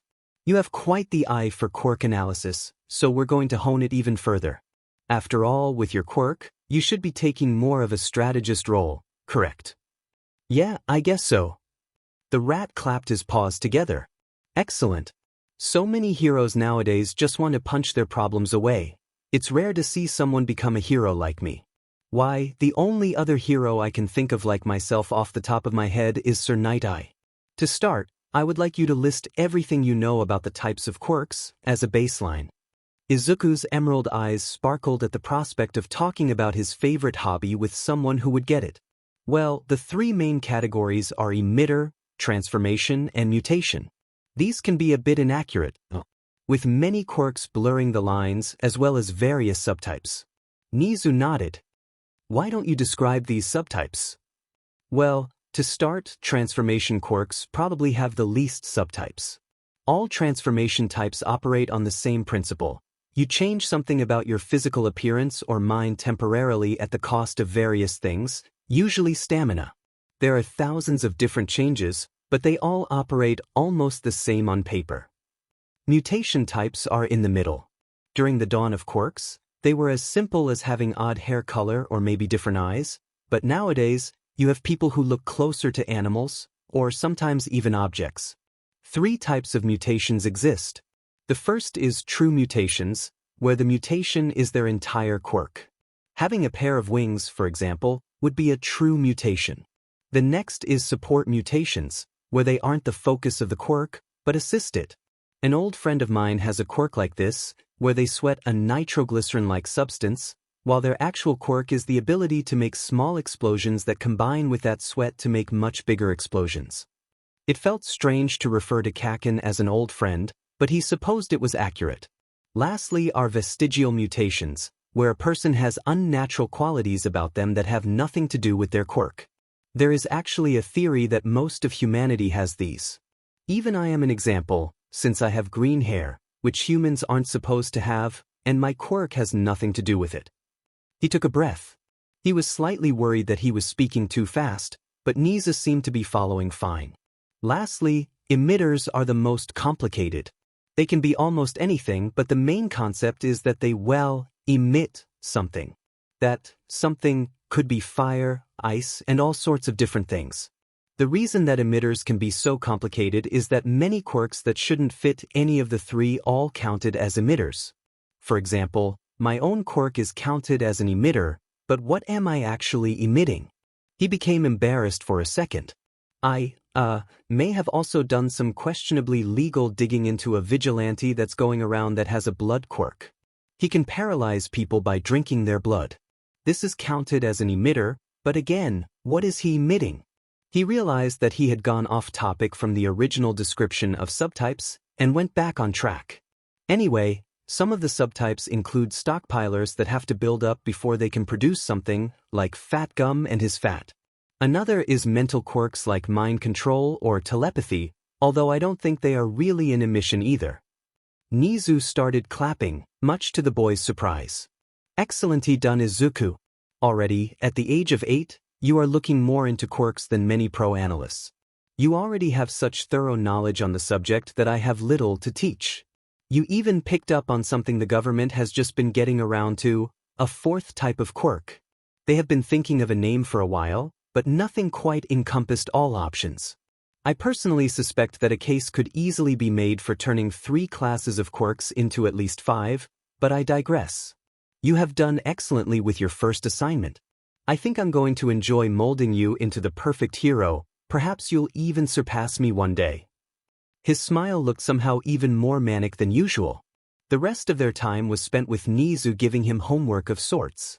He gave him a document detailing one of his classes of heroes and had him go over potential applications of their quirks that they hadn't thought of. They didn't even notice another hour flying by until Hisashi came to pick the children up. Once the children had left, Nizu and Aizawa returned to the principal's office to discuss their new trainees. Nizu offered Aizawa some coffee that he kept at hand specifically for him, and they began. "So, Shoyuta, what did you think of the two?" The erasure hero sipped his coffee before he replied.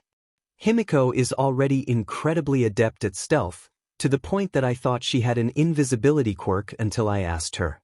Even with years of underground work and direct line of sight with her, she could somehow still disappear. She is also incredibly gifted with a knife. If she weren't technically a walking corpse, I would say she could potentially become the #1 underground hero, if we had a ranking system. I concur, she's good. I had honestly expected her to struggle greatly in my lessons since she's never really had an education, but she took to it like a fish to water. I'll probably have her caught up in a couple of months. What about Midoriya?" Eraserhead sighed. "He's FING terrifying. He was rather sloppy in combat at first, much worse than Himiko, but he seemed to advance fairly quickly. More than that, he fought like a man possessed. Most rookies, especially children, are scared of getting hit. With Midoriya, though, I think I'm going to have to go out of my way to teach him to fear hits more. The kid has a crazy pain tolerance. He was creative too. There was never any danger of my loss, obviously, but he got closer to landing a hit than I expected by trying unexpected strategies." Nizu smiled. "I noticed much the same. He thought things through better than most grown adults. At the rate he's going, I could see him becoming my replacement one day." The rat chuckled, which sent a bolt of fear into Aizawa. It was never a good sign when the rat was laughing. He swiveled around to look out the window, away from Aizawa. "Izuka Midoriya, how I look forward to seeing just what you can do." A leg swung over his head as he crouched, immediately rising into an uppercut that was blocked by an arm much larger than his own. The man's other arm went for a gut shot. He could barely avoid it by jumping back. A plastic training knife flew through the air and straight at the man, although he was able to lean sideways to make it fly past harmlessly. The man didn't even break from looking at the boy he was just engaged with as he rebuked the thrower. "What have I told you about throwing your weapons away? You won't have anything left to fight with, it's illogical." That was his mistake, though, as the knife had been a distraction for Himiko to pull her disappearing trick. As Izuku got back into range with the man, he moved his arm forward, only for the boy to grab it, barely able to restrain it, even with the past 2 years of training having built up his strength considerably from when he was merely Aizawa attempted to pull his arm free before he realized it was a distraction for Himiko to flank him. Unfortunately for the two children, he was still much too skilled for them to catch off guard like that, and his boot found its way into her chest, sending her sprawling. "Enough." Izuku backed off as Himiko picked herself up off the floor. Her bruise was already healing, and she didn't feel any pain anymore anyway, so she was unconcerned even after taking such a strong kick. "You two are getting better with your teamwork. Midoriya, don't get into contests of strength with people who you know are stronger than you. I could have easily broken out of that if I were willing to hurt you. Himiko, you're too predictable against people who know your fighting style. That will work if people don't know what's coming, but with how high-profile UA is, people are going to know what tricks you have up your sleeves." Both children seemed to have their moods drop slightly at his criticism. "Having said that, you two are progressing nicely. Keep working hard." That seemed to help them a little. Aizawa hid an amused smile under his capture scarf. The children were honestly great for their age, to the point he would probably have to start using his scarf soon, but he was never one for giving out much praise. Hisashi and Nemuri joked that he was a tsundere for a reason. He watched as the children sat down and started talking at a bench, before Midoriya opened a water bottle and Himiko bit into his neck. The last 2 years of therapy had made her less afraid to drink blood in public, good progress considering the brainwashing was minor by now. Midoriya had worked hard to diminish it, even if his quirk refused to fully let go. He would never say it, but he was incredibly proud of his 2 problem children. When Nizu had first dragged him into this, he was really not looking forward to it. He had been teaching high schoolers for a year, and they were usually obnoxious, so he assumed an 8- and 9-year-old would be so much worse. By now, they were 10 and 11, and both were usually much better than the 3 different years of students he had taught, even if they had their own moments. He was almost looking forward to them reaching UA. He had no doubt they would pass, as they would hopefully be a positive influence on his class during their 3 years here, maybe even their seniors and underclassmen, if he was optimistic, which he very rarely was. No doubt that their classmates would hate them. They were going to kick their butts. Izuku sat on the bench with a water bottle, blushing as Himiko essayed on his blood. Aizawa seemed to be asleep in his ugly yellow sleeping bag, so they were alone. Nizu had been busy today, hence why they fought Aizawa together. He didn't quite know why, but he had felt embarrassed whenever Himiko essayed his blood recently. When he was 8, he found it uncomfortable, merely going along with it to make Himiko happy, but now he found himself looking forward to it. He didn't quite get why having her so close was nice, or why the content sounds she made caused his face to go even redder, but he didn't have the heart to stop her. He didn't even know if he wanted to. His hands ran through her perpetually messy blonde hair as he thought about it, fighting in vain to fix it. It would probably be a lot easier if she took more care of it, but all she did was put it in 2 buns every morning. He even had to remind her to bathe nowadays, ever since his mother, for some reason, started not letting them bathe together. She shifted more of her weight into his lap as she seemed to SCK the last of the blood she wanted today. That was something he was thankful for, at least, that she had grown beside him. At first, there had been the fear that her body would stay the same forever since she was technically a corpse, yet she seemed identical to a normal human. Her body felt warm, draped across him, and he could smell the sweat from her sparring, all things corpses weren't exactly known for. It made him wonder if there was even a difference, bar the regeneration. If only he weren't limited by the string, he could revive people in droves and send them out freely with what was basically a second quirk and no more pain. Oh, the brainwashing. Despite the 2 years that he had fought it, his quirk refused to completely let go. By now, Himiko was basically herself again. She could actually feel sad as opposed to being forced into happiness for his sake. The issue was that she still couldn't disobey him. Orders were rare since he didn't like forcing her to do things, but he didn't like having the ability to make her do things she didn't want to. Even if she didn't mind, he knew that people would judge his quirk if it forced complete obedience. Keeping his quirk a secret was luckily easy enough since he hadn't known it in the first place, so all he had to do was not tell anyone. He shuddered at how bad he may have had things should his first activation had been in a public space.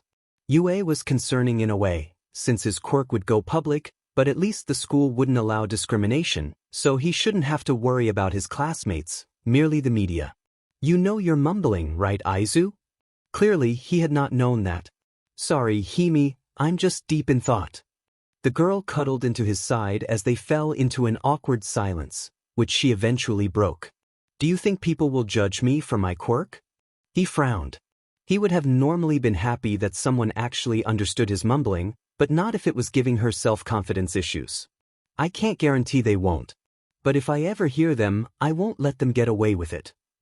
He took her hand into his and gently squeezed, embarrassment forgotten, to help his friend.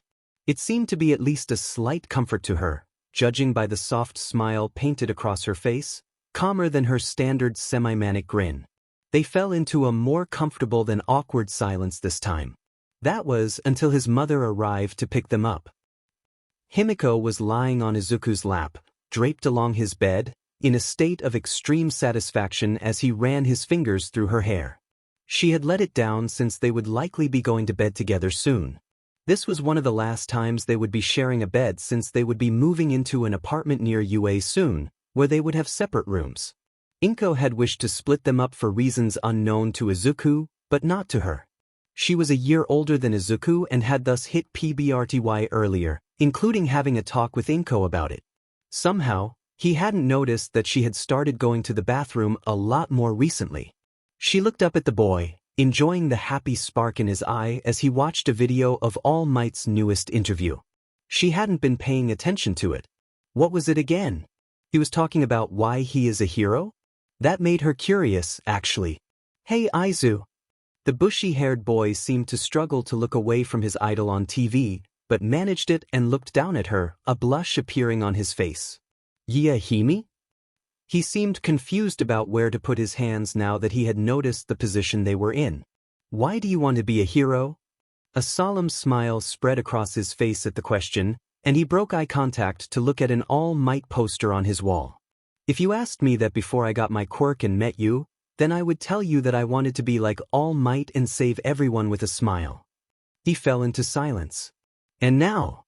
She seemed to whisper, nervous as to why he seemed so solemn about this. "I still want to save everyone, but it's expanded now. Before, I just thought of saving people as beating up villains and picking up rubble, but I can see now that there are so many more people to save. Mom and Dad may not think I hear them sometimes, but I know why he's around even less now. He's spying on the HPSC for Nizu. Nizu wants to take down the government." Himiko's eyes widened at that, although they widened even more as he continued. "I can't even say I disagree either. From what I've overheard, the government should be taken down. Not in the way that villains would, but in Nizu's way." The boy took a deep breath before he continued. "Heteromorphs, those with so-called villainous quirks, the quirkless, they are treated terribly by their own government. I want to save them too." The boy seemed to reach the climax of his improvised speech. "So I don't want to merely be like All Might anymore. I want to surpass him. I want to save even those that he can't save. People like us." That explained a lot. After the treatment she received from her parents, she knew just how bad society looked at those like her, and Izuku if his quirk was public. How many other children were just like her? Or worse, how many never managed to get away? It was that thought that cemented it in Himiko's mind.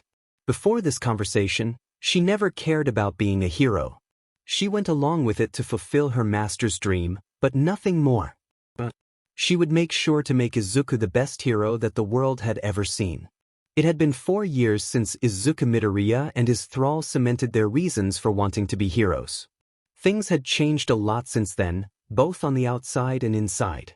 On the outside, he had grown up to 5 feet 8 inches, a combination of a great diet and solid exercise serving him well. His body was noticeably well built, although not overly showy. He was built for performance, not to look big. His hair was still the same bush of viridian green, not having changed in length or style. The only reason that he had avoided a group of admirers was his quirk status. By now, people thought he was either quirkless or had a weak quirk and was ashamed of it. In a world where people were so obsessed with quirks, this was enough to keep most eyes off him. It wasn't uncommon for girls or even some guys to let their eyes linger, but nobody would want a relationship with him, aside from the girl watching through his eyes, but he didn't know about that. Inwardly, he had changed a fair bit. Himiko had become strangely flirtatious and teasing over the years, so he had been basically forced to get used to it. As a result, normal conversation was no longer enough to bring out his stutter, even if he happened to be talking to a girl. This shift had changed him from being unapproachable by the student body because they didn't want to, but instead because he gave out lone wolf vibes. Despite that, with his quirk, he was the opposite of one. Speaking of his quirk, that had changed slightly too. Himiko could stay conscious even internally now, allowing her to observe his schooling through his eyes. Nizu had been pleased by this, since it meant less time wasted catching her up. An odd sensation always filled his mind whenever Himiko stepped up from merely watching. It felt like their minds were one, their thoughts being nearly indistinguishable. He was almost thankful that she had to follow his orders, lest she mess with him by making him think dirty thoughts or making him say something unintentionally. By now, the brainwashing was truly on its last legs. He could tell that he would never be able to make her capable of ignoring his orders, but she at least didn't blindly obey. It was more and more common for her to ask for his reasoning when he gave an order, and provide a counterargument if she didn't like it. The ability to force her was seemingly permanent, but he didn't use it anyway, aside from stopping her from influencing his thoughts, but that was a valid order in his mind. Himiko seemed to love this situation anyway. She had long since described that the part of transforming she loved the most was becoming those she loved, and being stored within his mind was even more NTMT in that way than her quirk was, even if she was the only one enjoying it in that way. Another part of his quirk that had grown rapidly was the range. The thralls that he gained all the way back 6 years ago could now comfortably stay at home even when he was at school. Even his new thralls had enough reach that he could keep them hidden near the school to expand his reach. Speaking of his new thralls, they were game changers in his eyes. His father had brought in a smaller batch when he was 12, going for quality over quantity this time. One of them was perched on the school roof, patiently awaiting the end of the school day. It was a bald eagle that looked like it would fit right at home with an American flag behind it. With his immense creativity, he had dubbed it. The other was a much smaller animal, so small that he had initially thought it useless. It was an ant. His doubt had subsided when it was revealed that it had a quirk. Apparently, a man across the country had simply been walking when he felt something catch his foot, and he couldn't escape its grasp. He had stepped on an ant that was capable of holding up a man. It was well known that an ant could hold sometimes thousands of times their body weight, but this was absurd. It turned out that when he scooped up the ant and brought it to some HPSC scientists, it had a lifting quirk. Hisashi had managed to snag its corpse when they were done with it. Once Izuku had absorbed it, he did some testing and named it. Hall was a quirk that massively increased the amount its user could carry. Because it had resided in an ant, this had been magnified even further. Much like some species of ant, he could now withstand over 1,000 times his body weight. The only reason the quirk hadn't made him outright ridiculously overpowered was that it was 1, exhausting, and 2, it was strictly lifting. He had tried punching a wall with it, but all that resulted in was an undamaged wall and a bloody knuckle. It was actually annoying usually, since he had to summon the ant whenever he wanted to lift weights so that it wasn't a joke and actually worked as exercise. All these thoughts and more ran through his head as he walked to Aldra Middle School that morning. He was almost running late after watching the debut of a new pro heroine named Empty Lady, whom Himiko had teased him about from inside his mind. There was no way he would risk having her out of storage so close to the school. He had analyzed both the new pro and the slightly less new hero that she had stolen the thunder from, Kamai Woods. Nowadays, his analysis was mostly on how he would use their quirks, or how he would direct them if they were to pass. After changing his shoes at the entrance to the school, he went to class as usual. The day dragged on for quite a while until his teacher decided to start talking to them about careers. So, as third-year students, it's time to start thinking seriously about your futures and what you want to do with your lives. I could pass out some career aptitude tests, but why bother? The man broke into a grin as he threw the tests to the side. I know you all want to go to the hero track. Izuku felt annoyance ping through him, although it seemed to be from Himiko, not himself. She was likely annoyed at the implication that most of the kids in the room could be heroes. Ever since she became capable of observing Izuku at school, she had made her dislike of most of the class clear to him. Especially one boy. After most of the class showed off their fairly weak quirks, DMN at Himiko, at least be a bit less rude, and the teacher good-naturedly reprimanded them, that exact boy spoke up. Katsuki Bakugo, or Kachin, depending on which half of their melded mind you asked. Himiko hated him. Izuku did get where she was coming from, but couldn't bring himself to hate his once brother in all but blood, even if he had become arrogant and rude. He had barely interacted with the blonde bomber since he was 4, never speaking aside from when their parents occasionally forced them to. He didn't pay any attention to his angry ranting about how he would be number 1 and that the rest of the class would be lucky to end up as sidekicks. Even if he was probably right, both sides of him admitted. Don't misunderstand, Izuku had full faith that with commitment his class could make decent heroes, even those like that kid who could pop his eyes out. The reason he doubted them was not because of their quirks, but their personalities and attitude. He was brought back to the land of the living, ironic with his quirk, as the teacher addressed him directly. Oh yeah, Midoriya, don't you want to go to UA too? That one question seemed to freeze the entire room. People didn't know if they should laugh, be angry, or anything. They simply had no clue what his quirk was, or if he even had one, so how were they supposed to react? For all they knew, he might even stand a good chance. Of course, Bakugo didn't share that reaction.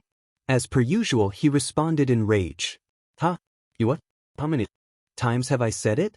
How many times have I said I'm going to be the only one from this shitty school to go to UA? The blonde considered grabbing his childhood friend but chose not to after seeing the ever-present coldness in his eyes.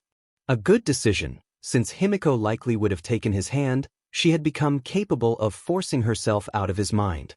Do you even have a quirk? That certainly got the room's attention.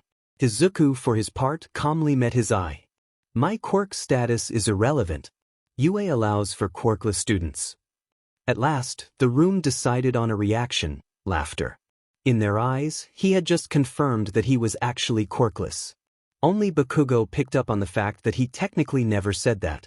The teacher quickly dismissed the class, likely to allow Bakugo to do as he pleased and still have plausible deniability. All but 2 students left alongside him.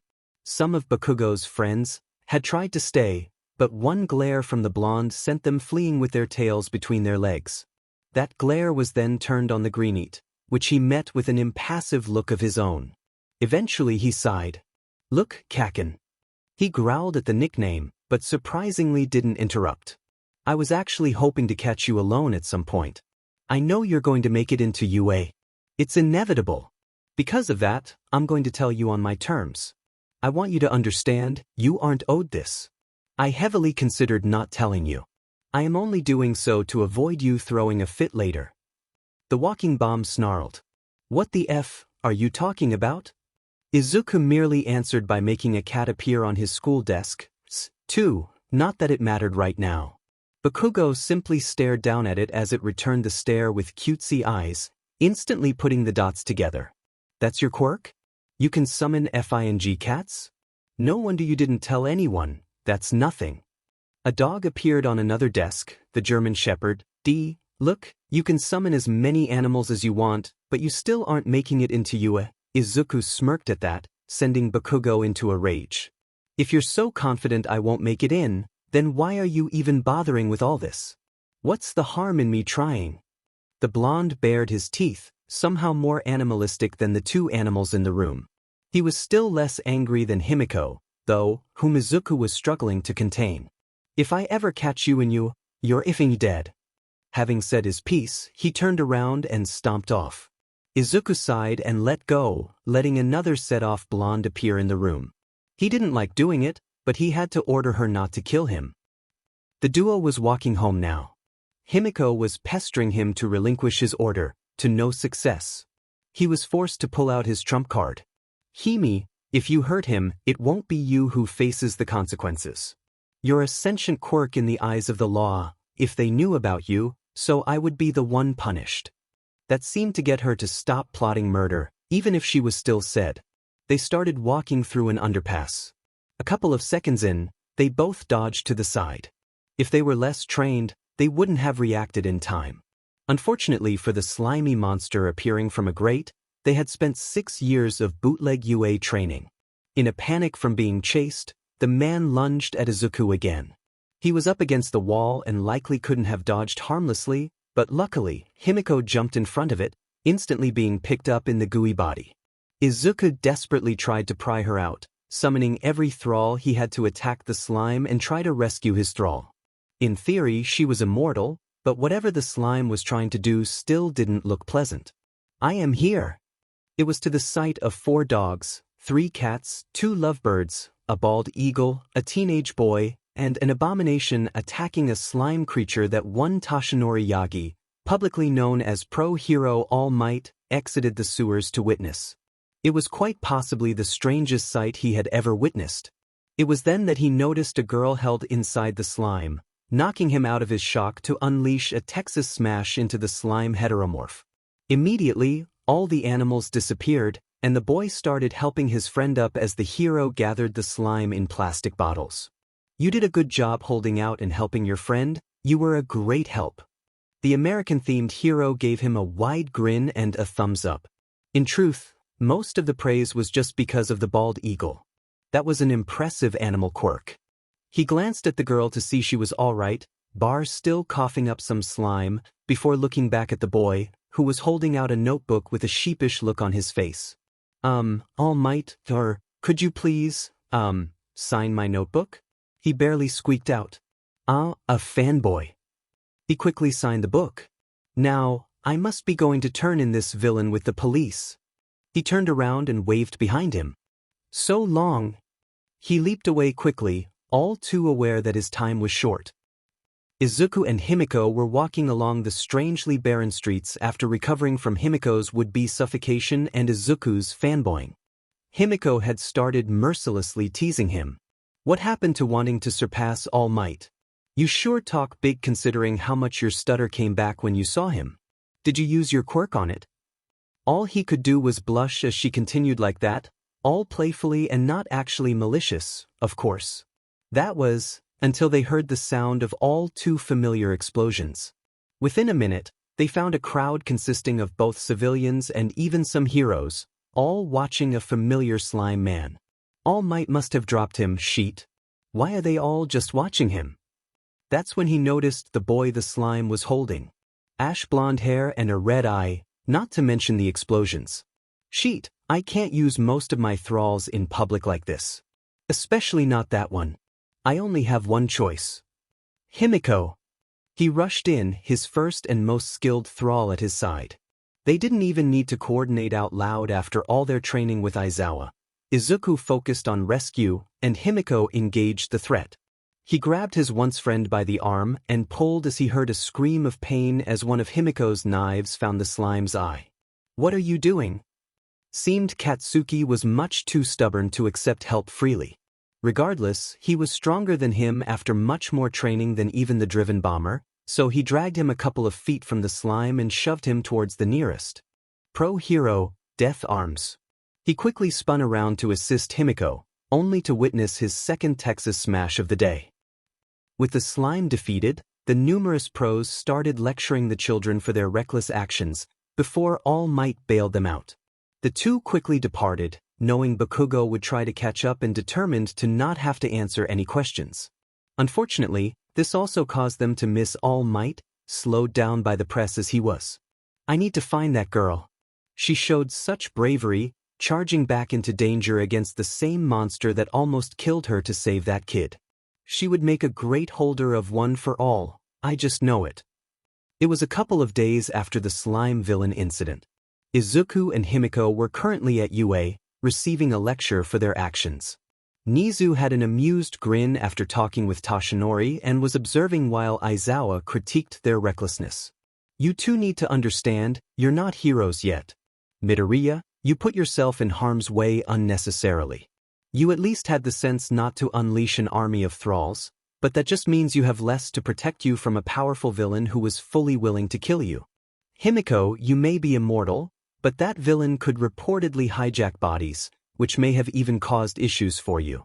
Not to mention that it could have shown off more than either of you are willing. Your shield from the commission won't work fully until you're with us. Himiko instantly leapt to their defense, for Izuku's sake more than her own. But sensei, the heroes weren't doing anything. Bakugo was going to die, and while I'm not exactly fond of him, we both know Izuku could never let that happen when he could stop it. The boy didn't correct her, there was nothing to correct, he wouldn't. We may not be heroes yet, but would we ever be heroes if we were willing to let age or laws kill an kill someone? It didn't seem right to call Bakugo innocent to her. He may have left Izuku alone since he did the same back, but he was still an arrogant JRK in her eyes. Technically, that wasn't against the law, but illegal quirk usage was, and he did that enough that it was technically correct to call him a criminal. Not that any law enforcement would enforce it, basically everyone used their quirks in public. Aizawa sighed. I would agree with you if you were alone, but look at the facts. You were in public, surrounded by heroes, even. Hell, All Might himself appeared from the middle of nowhere a couple of seconds into your rescue. The kid would have been fine. Himiko went to retort, but was stopped by a hand on her shoulder from her master. Let it go, Himi. He does have a point. Just look at it this way, we just need to work even harder so we can acquire our licenses as soon as possible. Aizawa nodded to himself, although quite frankly, they were already working way harder than most other prospective hero students. Many entered UA without even knowing how to throw a punch. These two could probably take down some pros if they worked together and made a good plan. Now, are you two actually ready for today? After receiving confirmation from both teens, he continued. Today we're going to be doing something much bigger than usual. The entrance exams are only about 10 months away, so we need to start going plus ultra. The man's face twisted into a by now familiar and terrifying grin.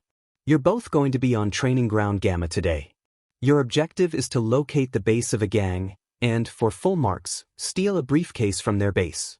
This gang will be played by one of my co-workers, Ectoplasm. Both teens perked up, Izuku because of his hero obsession, Himiko because she vaguely remembered Nizu gifting him blood from him on her birthday a couple of years ago, and she enjoyed it quite a bit. This is a stealth mission, but you don't immediately fail if you're seen. If one of his clones sees you, they will radio in and start evacuating with the briefcase, so you will have to stop them before they can escape the grounds. Any questions? Both teens raised their hands. Midoriya. He was pretty sure he already knew Himiko's question. Do we know where their base is in advance? The man shook his head. To find the base, look for clones and follow them. They're patrolling the grounds, but they have to return to base occasionally. He turned to Himiko. Can I cut them? Figures. You can try as long as it's nowhere major. Show the same caution you would with a real villain. After all, you might find the real one. It seemed that was the end of the questions.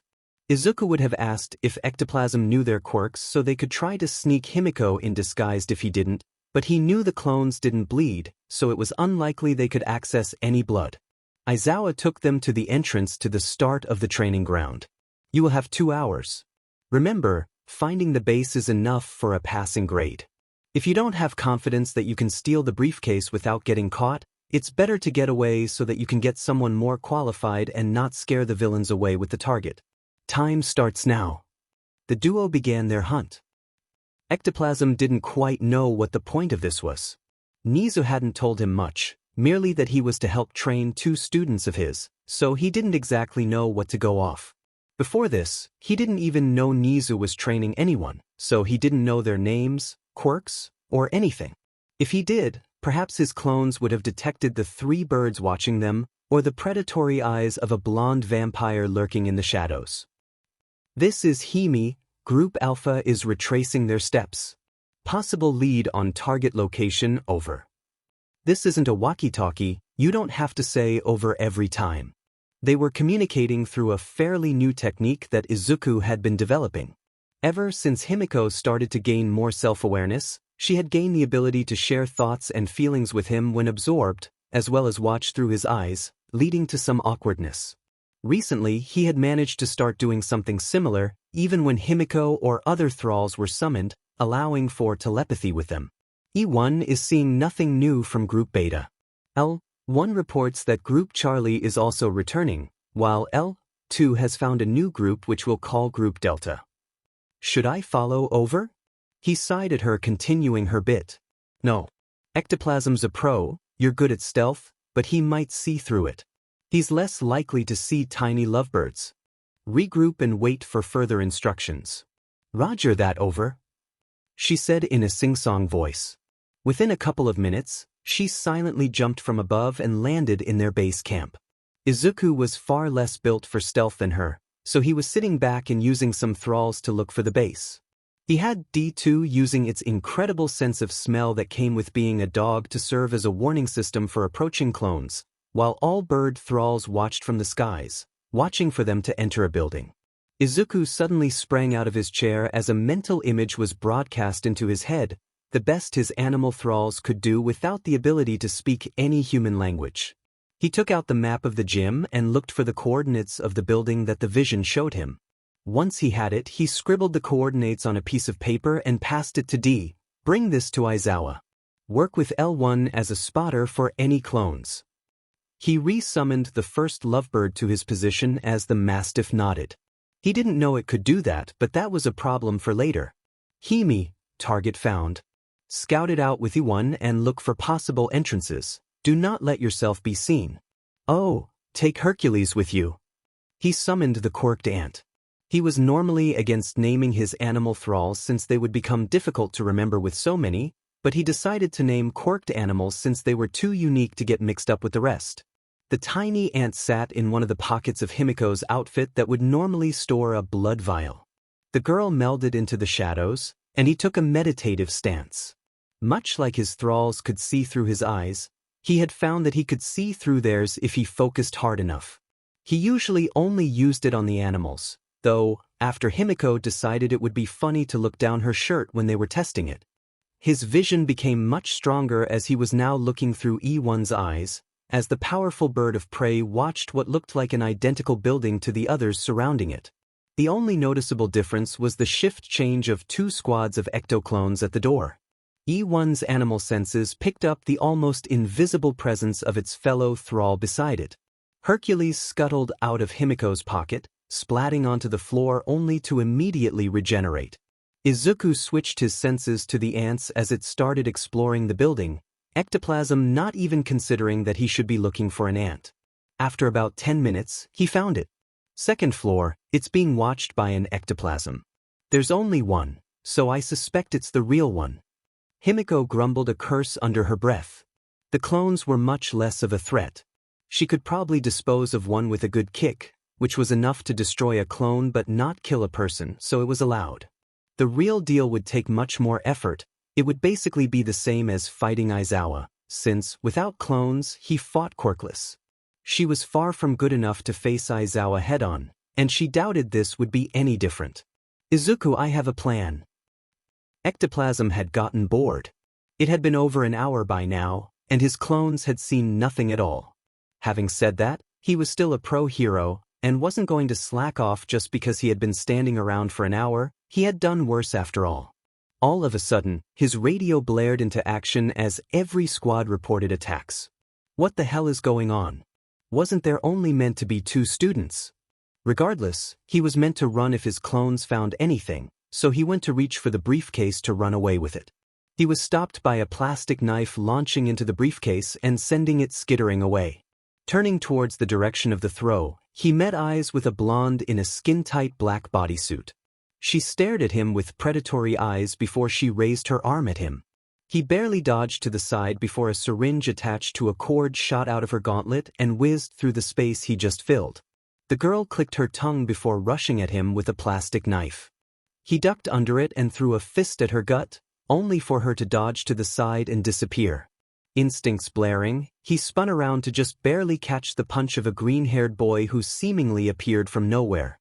This didn't seem to slow him down as the boy threw another punch at the teacher, impacting him in the jaw, only partially cushioned through his mask. When he looked back, the boy was gone, leaving only gray sludge. The girl, on the other hand, was back and attempted to sweep his legs, only for him to block it and start pushing her back. He was definitely in a tight spot. Their hand-to-hand was on the level of a Year 2 or 3 hero student, and they both seemed skilled in disappearing. He would have to end this fast so that he could escape with the briefcase. One of them must have some sort of cloning or summoning quirk based on the amount of simultaneous attacks, so he had no clue how many opponents he had. He would have to get away with the briefcase as fast as possible. Wait a minute. Where did the briefcase go? Nizu's chipper voice rang over the speakers set up across the gym. Hero team wins. Himiko's plan had been simple, but it worked great. It had started with Izuku using his thralls to attack every group at once. This wouldn't work for long, so they would have to get out quickly. Himiko would then engage ectoplasm to both stop him from escaping and to keep him away from the briefcase. She would use her quirk in the fight to make him believe that he was fighting both of them instead of just her, making him not watch out for the other. With all his thralls occupied, this allowed Izuku to effortlessly carry the briefcase with haul and leg it while the man was distracted. After explaining the plan to their 3 instructors, they seemed impressed. Well, it was hard to judge through Nizu's permanent grin, ectoplasm's full face covering mask, and Aizawa's tsunderness, but Izuku was being optimistic. You 2 did well. Having a thrall deliver the note in case the plan went awry, distracting 30 clones at once while still engaging the original, and getting out with the briefcase. However, you 2 still lose some marks. If that was a real villain, Himiko would have certainly been captured or killed. Sometimes a hero may be forced to give their life, but try not to plan for it to happen. It wouldn't be Aizawa if there weren't a stick to accompany the carrot.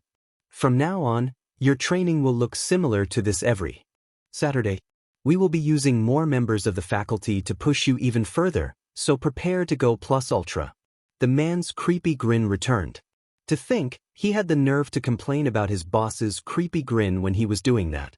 It was clear to Izuku and Himiko that they were either going to love or hate these next 10 months.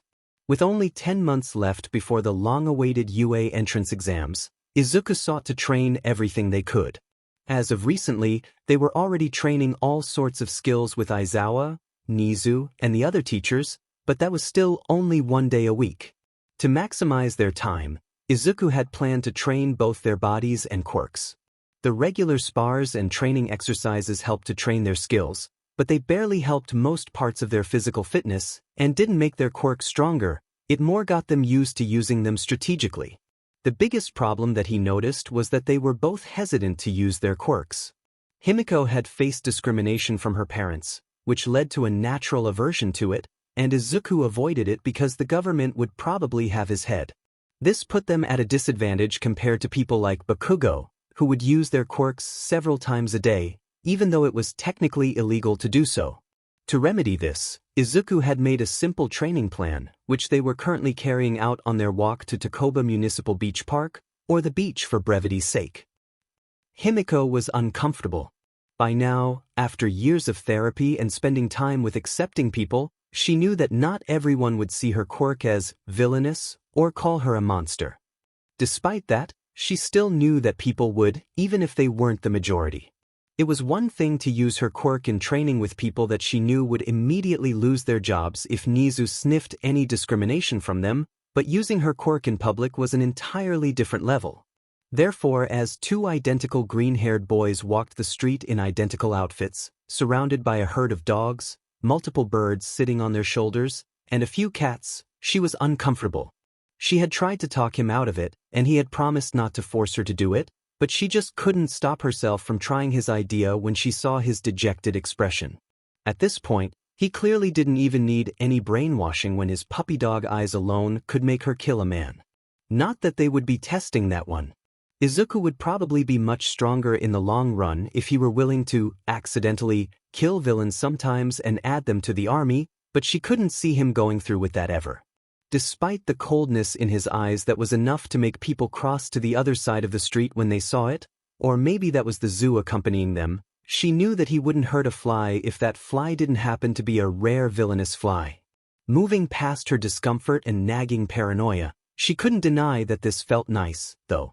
Walking around transformed into the one person she cared about more than any other, sipping on a blood bag that looked like an innocent juice box, it was enough that she felt like a truly normal person. Like she could engage in all her weird, or creepy, likes without hiding a thing, proudly being herself. Izuku looked to be enjoying himself too as he petted one on his shoulder, the bald eagle trying to look proud and dignified even as it pretended not to preen at its master's touch.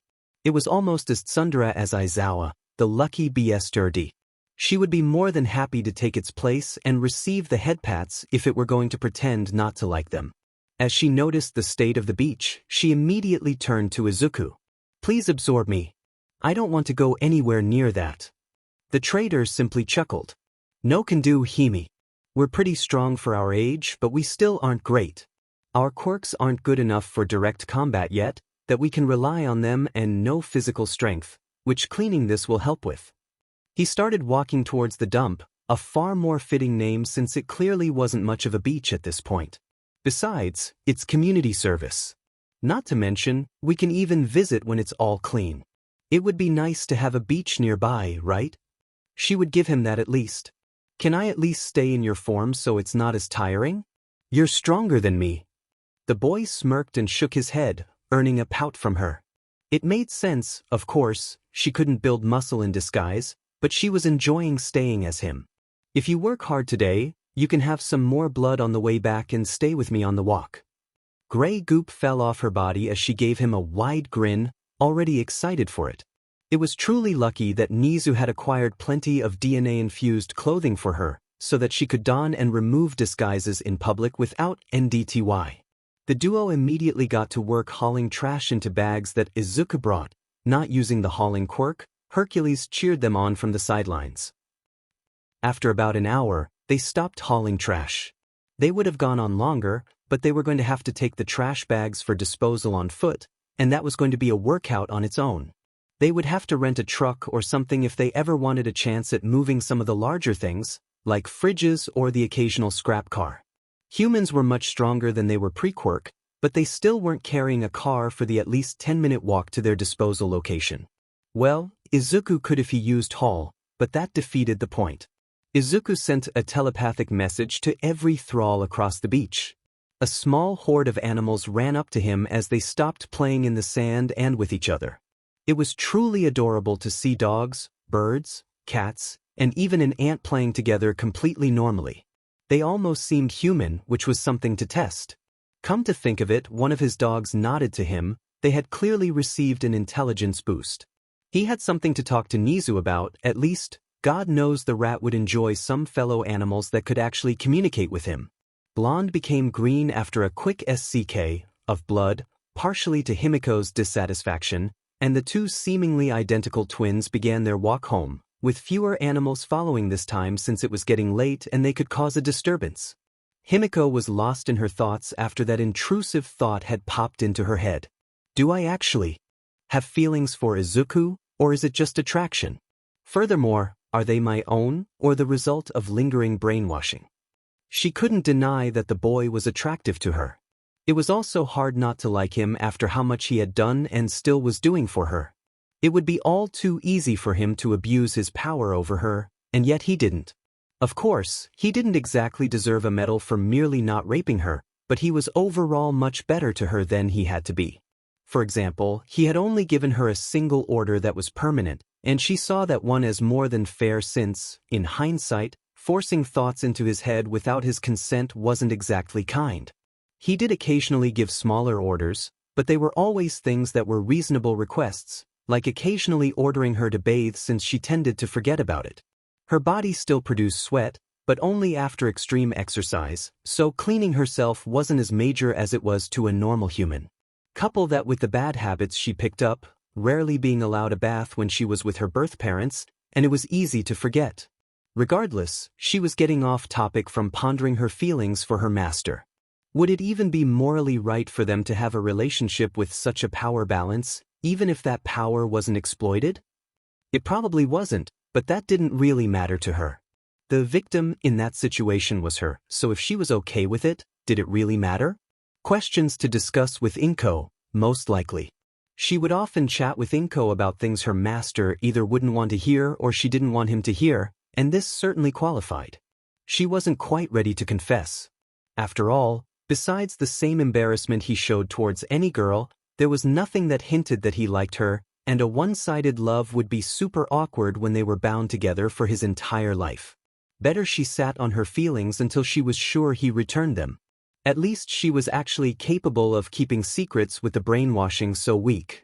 The only symptom she even noticed at this point was subconsciously thinking of him as her master. The next 10 months were somewhat of a blur. They would haul trash on Monday, Tuesday, Thursday, and Friday. Saturday would stay their designated time at UA. Both Wednesdays and Sundays were rest days, more for Izuku than Himiko. By the last week, they were almost completely done cleaning the beach. Both teens had gained a significant amount of muscle over the better part of a year, both still lithe, but well built if they happened to take off their shirt or flex their arms. They were currently at UA with Nizu and Aizawa. Nizu had promised them a surprise, which they were all staring at in a shocked silence, which Aizawa eventually broke. Nizu, please enlighten me, why the F, you have a corpse? Nizu seemed unfazed by the man's half-shocked, half-angry, uncharacteristic shout. Why, that should be obvious with Izuku here. He'll make a good thrall, of course. Aizawa facepalmed. I figured that much. But who is he? Why? That did seem to break through the rat's good mood, bringing out a frown. Meet Dictator, a former inmate at Tartarus itself. The HPSC had him on death row for a while, but never went through with it, and likely wasn't going to. I convinced them that the man deserved death, and then requested the body, citing that it would help me with some research. Now, he's all yours, Izuku. He saw the boy's hesitant look and decided to elaborate. Oh, don't feel bad. You see, his quirk is quite similar to yours, allowing him to grab people with strings and control them. He used his quirk to RP a theorized 17 women, from the ages of 13 at youngest to 28 at highest. He also tortured some of them and killed all of them before he was eventually brought in. The boy's hesitation had become anger, while Himiko was much the same, only with an added layer of utter revulsion. With her past, she was probably more familiar with this type of event. Let's leave such dark topics alone for now, though, and go back to necromancy. His quirk should mesh well with yours, given they both work through string. He was physically quite weak, so I doubt you will ever see much use in summoning him, nor should he be given the luxury of being alive again, but his quirk will help. Izuku clearly understood the logic, so he sighed and reached his hand out. A string visible to only him and Himiko shot into the dead scum before he immediately absorbed him so that he could never even have a chance to regain concussionus. Lastly, he used his quirk to cover the man in orders, stopping him from even attempting to influence him or go anywhere near Himiko when they were both in storage. He would have normally felt bad about stripping away a person's free will and ability to consent, but that man was the last to complain about consent. He had to visibly suppress a shudder at the thought of having that man in his head, but at least with brainwashing at full percent, unlike Himiko, he would never gain consciousness unless summoned, which would be an absolute last resort. 6 years. That was how long they had been training for this moment. Today was the accumulation of so much work, and would decide their entire futures. Naturally, Izuku was nervous. Himiko was slightly less so, but he could even see her tapping her foot as they stared up at the gate. It was strange. They were here every single week for training, yet it was suddenly so imposing. Watch out. He stepped to the side after hearing Himiko's voice in his head just in time to avoid Bakugo, who was about to shove him out of the way. The blonde glared at him before he kept walking. It was a good thing there were cameras here, given how much Bakugo had threatened him if he visited UA. How mad would he be if he knew I've been training here for years? He chuckled to himself at the thought. At least the interruption had broken him out of his nervousness enough to start walking into the school. Only to trip head first. Is this really how I die? Before I can even start at UA? Everyone will be so disappointed. Maybe if I time it right, I can use my quirk on myself. Luckily, he never had to test as he was suddenly floating. He looked back to see Himiko as surprised as he was as she reached out to catch him, as well as a cute brunette with rosy cheeks. The girl pressed her fingers together, drawing his attention to the cat-like pads on her fingertips. Release. Gravity returned to him. Luckily, Himiko had grabbed onto him since he would have just fallen anyway, since he was absorbed into quirk analysis. That was such a cool quirk. Seems to be 5-finger activated, but what did it do? Telekinesis? Did it make him weightless? So many options. Himiko shook him out of his inner rant, and he looked at the confused girl. Are you okay? Sorry for using my quirk on you, I just thought it would be bad luck to fall before you even get to the exam. He gave her a wide smile, unknowingly banishing the fear she had been feeling at seeing his oddly cold eyes. I'm fine, thanks. That's a really interesting quirk. What does it do? The duo, now trio, chatted as they walked into the school of their joint dreams. They were eventually forced to separate from Uraraka, which had caused Himiko to pout. Her pout only grew more pronounced when she saw their seats for the exam, not to mention that she even had one. She had expected to just get absorbed until Izuku was done, but Nizu had assigned her a seat with an exam paper. Even worse, Bakugo was here. The Pomeranian seemed to be confused, although it was hard to tell through the constant scowl. Who the F are you? Oh right, they hadn't met. The seats seemed to group classmates with each other, so it only made sense that he would be confused, since he had never seen her at their school. None of your business. The boy went to yell something, but Present Mike entered the room and started talking about the rules of the exam, which she paid no attention to. She only recognized the man in the first place because they had trained together a couple of times. Eventually, they were able to start the exam. It was surprisingly easy. Who knew that learning under the smartest creature on the planet for 6 years made you smart? Or maybe it was just an easier test than normal since she wasn't a normal student and shouldn't even need to do a test in the first place. Regardless, she was done early, and Izuku seemed to be as well. They simply had a mental conversation as they waited for the exam to officially end. Half an hour later, the tests were collected by a couple of Ectoplasm's clones, and Present Mike started talking to them about the practical exam. Welcome UA candidates. Let's get straight to the point and let me tell you how this practical exam is going to go down, okay? Are you ready? Not a soul responded, except a cough from somewhere in the stands. Izuku would have started mumbling, but he instead did so to Himiko through their connection so as not to bother other participants. It was also helpful that he had already met the man repeatedly, so any fanboying had already occurred. Like your application said, today you will be participating in 10-minute mock battles in some urban settings. After we're done here, you'll split up into different zones designated on cards at your desk. Izuku glanced over and saw that Bakugo was in a different zone from him. They must be splitting up friends. Although, he glanced at Himiko's card, which said Battle Center B, the same as his own, naturally. It would be unfair for them to be separated after all. He started paying attention to Present Mike again. There will be 3 targets for you kids in every center. They will all be different difficulties, but also offer more points the harder they are. The objective is simply to get as many points as you can by smashing as many robot targets as possible. Make sure to keep things heroic, though, because attacking other examinees will result in disqualification. A stiff-looking blue-haired boy stood and yelled out, interrupting the hero. Excuse me, sir, but I have a question. On the printout, 4 types of villains are listed, yet you said 3. With all due respect, if this is an error in official UA materials, it is shameful. We expect the best from Japan's most notable school. A mistake such as this won't do.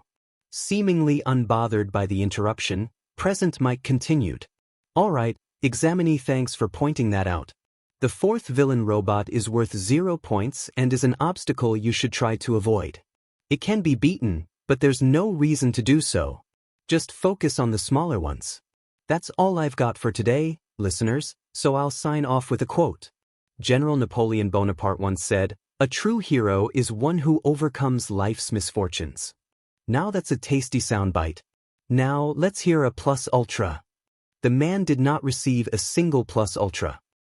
After a short bus ride, Izuku and Himiko stood outside Battle Center B in a large crowd of students. Izuku started calming himself down while Himiko drank some blood for her quirk, then walked off to approach Uraraka, wishing to calm her down since she was clearly nervous as well. You okay? Uraraka jumped in surprise. Right? Her situational awareness isn't as good as the people I'm used to. She gulped. I'm fine. I guess I'm just nervous. She let out a nervous chuckle. Today is just so important, you know? She nodded at that. Being a hero was more important to her master than herself, but it was still important to her after their talk together years ago. She was determined to make him a hero who could surpass even All Might. Before she could even respond, a quirk-enhanced shout rang out. Start! Both Izuku and Himiko burst forward as the rest of the crowd was in shock. A pile of animals appeared around them. Destroy robots and protect other examinees. The second one is more important. He ordered them as he summoned his least favorite of them all. A hulking beast that could tower over All Might himself, its 8 legs terrifying the crowd behind. 6 years ago, at the warehouse where the crate was first opened. What is that? Izuku was shocked at the last corpse. He didn't know much about animals, but he was pretty sure that wasn't natural. It seemed to be some sort of huge spider, each leg being as long as All Might was tall. Its carapace was black and shiny, although smeared in a mix of blue and red blood. He would have thought it was some sort of giant spider if it wasn't for the hint of blood-soaked fur he could see peeking out from below it. We don't fully know. The deep voice of the rhino vet answered. It was found in a ruined warehouse full of corpses after gunfire had been reported. The authorities suspect that animal traffickers brought it into the country and were going to sell it, but it broke loose. They were all dead by the time the police got there. The 8-year-old shuddered, but reached out anyway.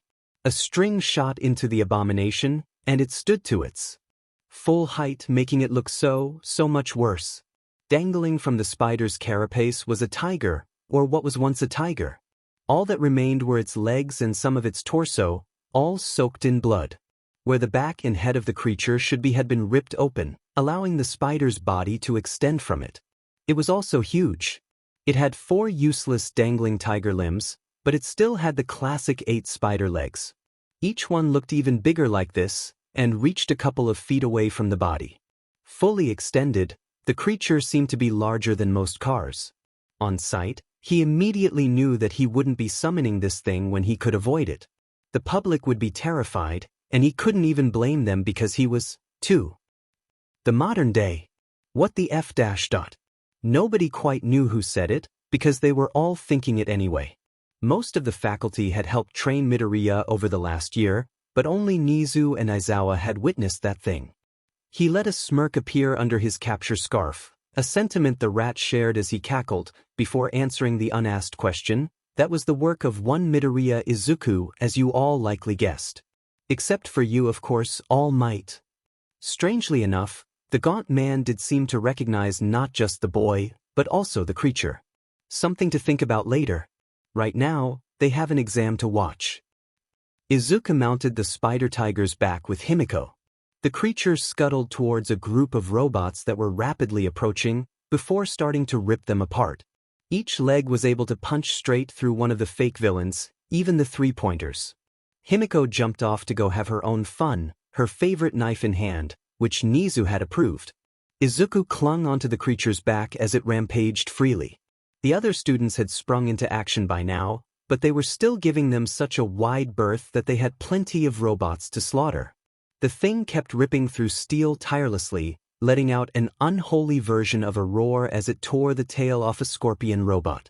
Spotting a robot about to attack from behind, he employed his other trump card. A string sunk into metal, much like the ones he used on the dead.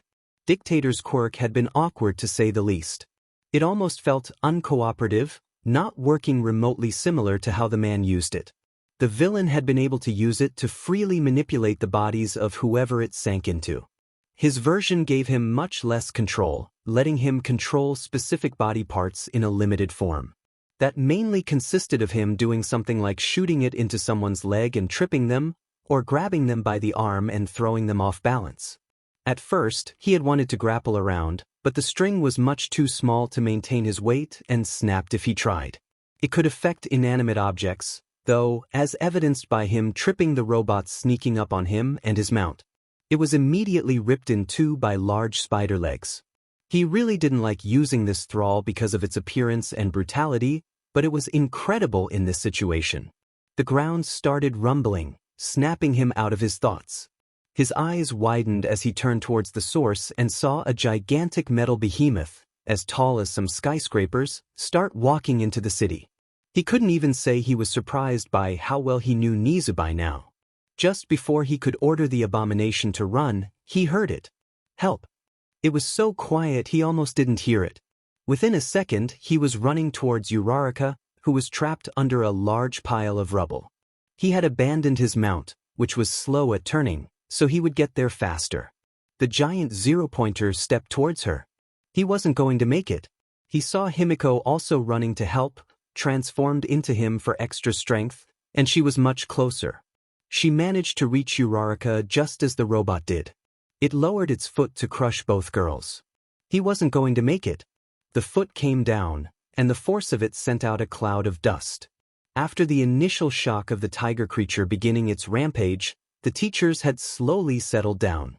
They were now watching from their seats as the creature continued, while countless other animals and students assisted it in ending the mock villains.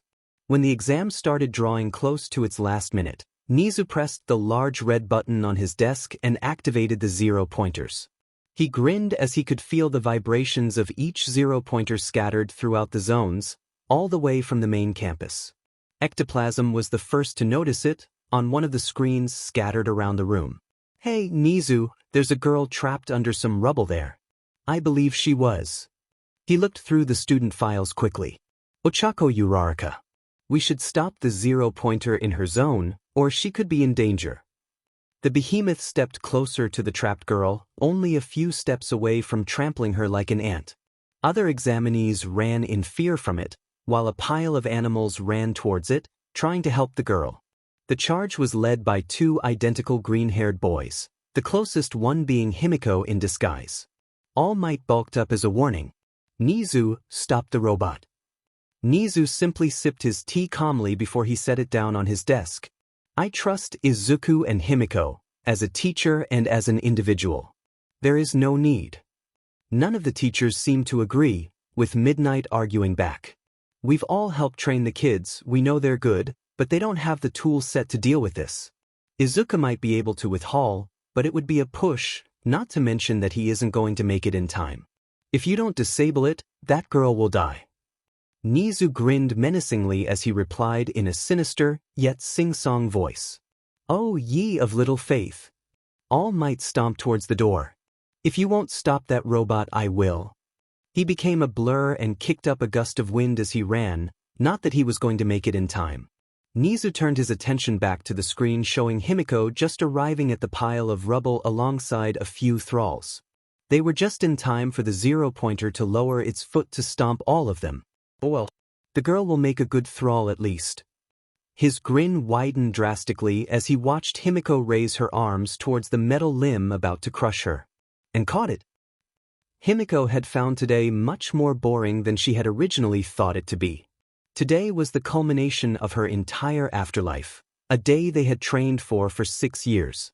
She stabbed her beloved knife that Izuku gifted her 4 years ago into the eye of a scorpion robot, and sat down on its metallic corpse as she surveyed the battlefield and pouted about the events of the day. First, a long exam that I never thought I would have to take. Next, a test against weak robots that don't even bleed, so there's no satisfaction in killing them. Uraraka has been the only fun part of today. Speaking of, I haven't seen her in a while. At that moment, a familiar yet different smell reached her nose. It was blood, but not from someone she had experienced before. That made sense considering that she was surrounded by strangers, but it was strangely strong for an exam. She began sprinting after the smell. Someone must be injured, they might need help. Also, I'm really thirsty. She liked her lips. After a couple of seconds, she found the source of the smell. Uraraka was trapped under a pile of rubble. It was only then that she noticed the steel behemoth towering over the surrounding buildings and casting the entire training grounds in shadow. The steel titan was about as large as a skyscraper and was headed straight towards Uraraka. She ran towards her new friend acquaintance, but she could already tell she wouldn't have enough time. Sure, she would reach her, but there wouldn't be enough time to pull her out of the rubble, even with the thralls she could see making their way over to help.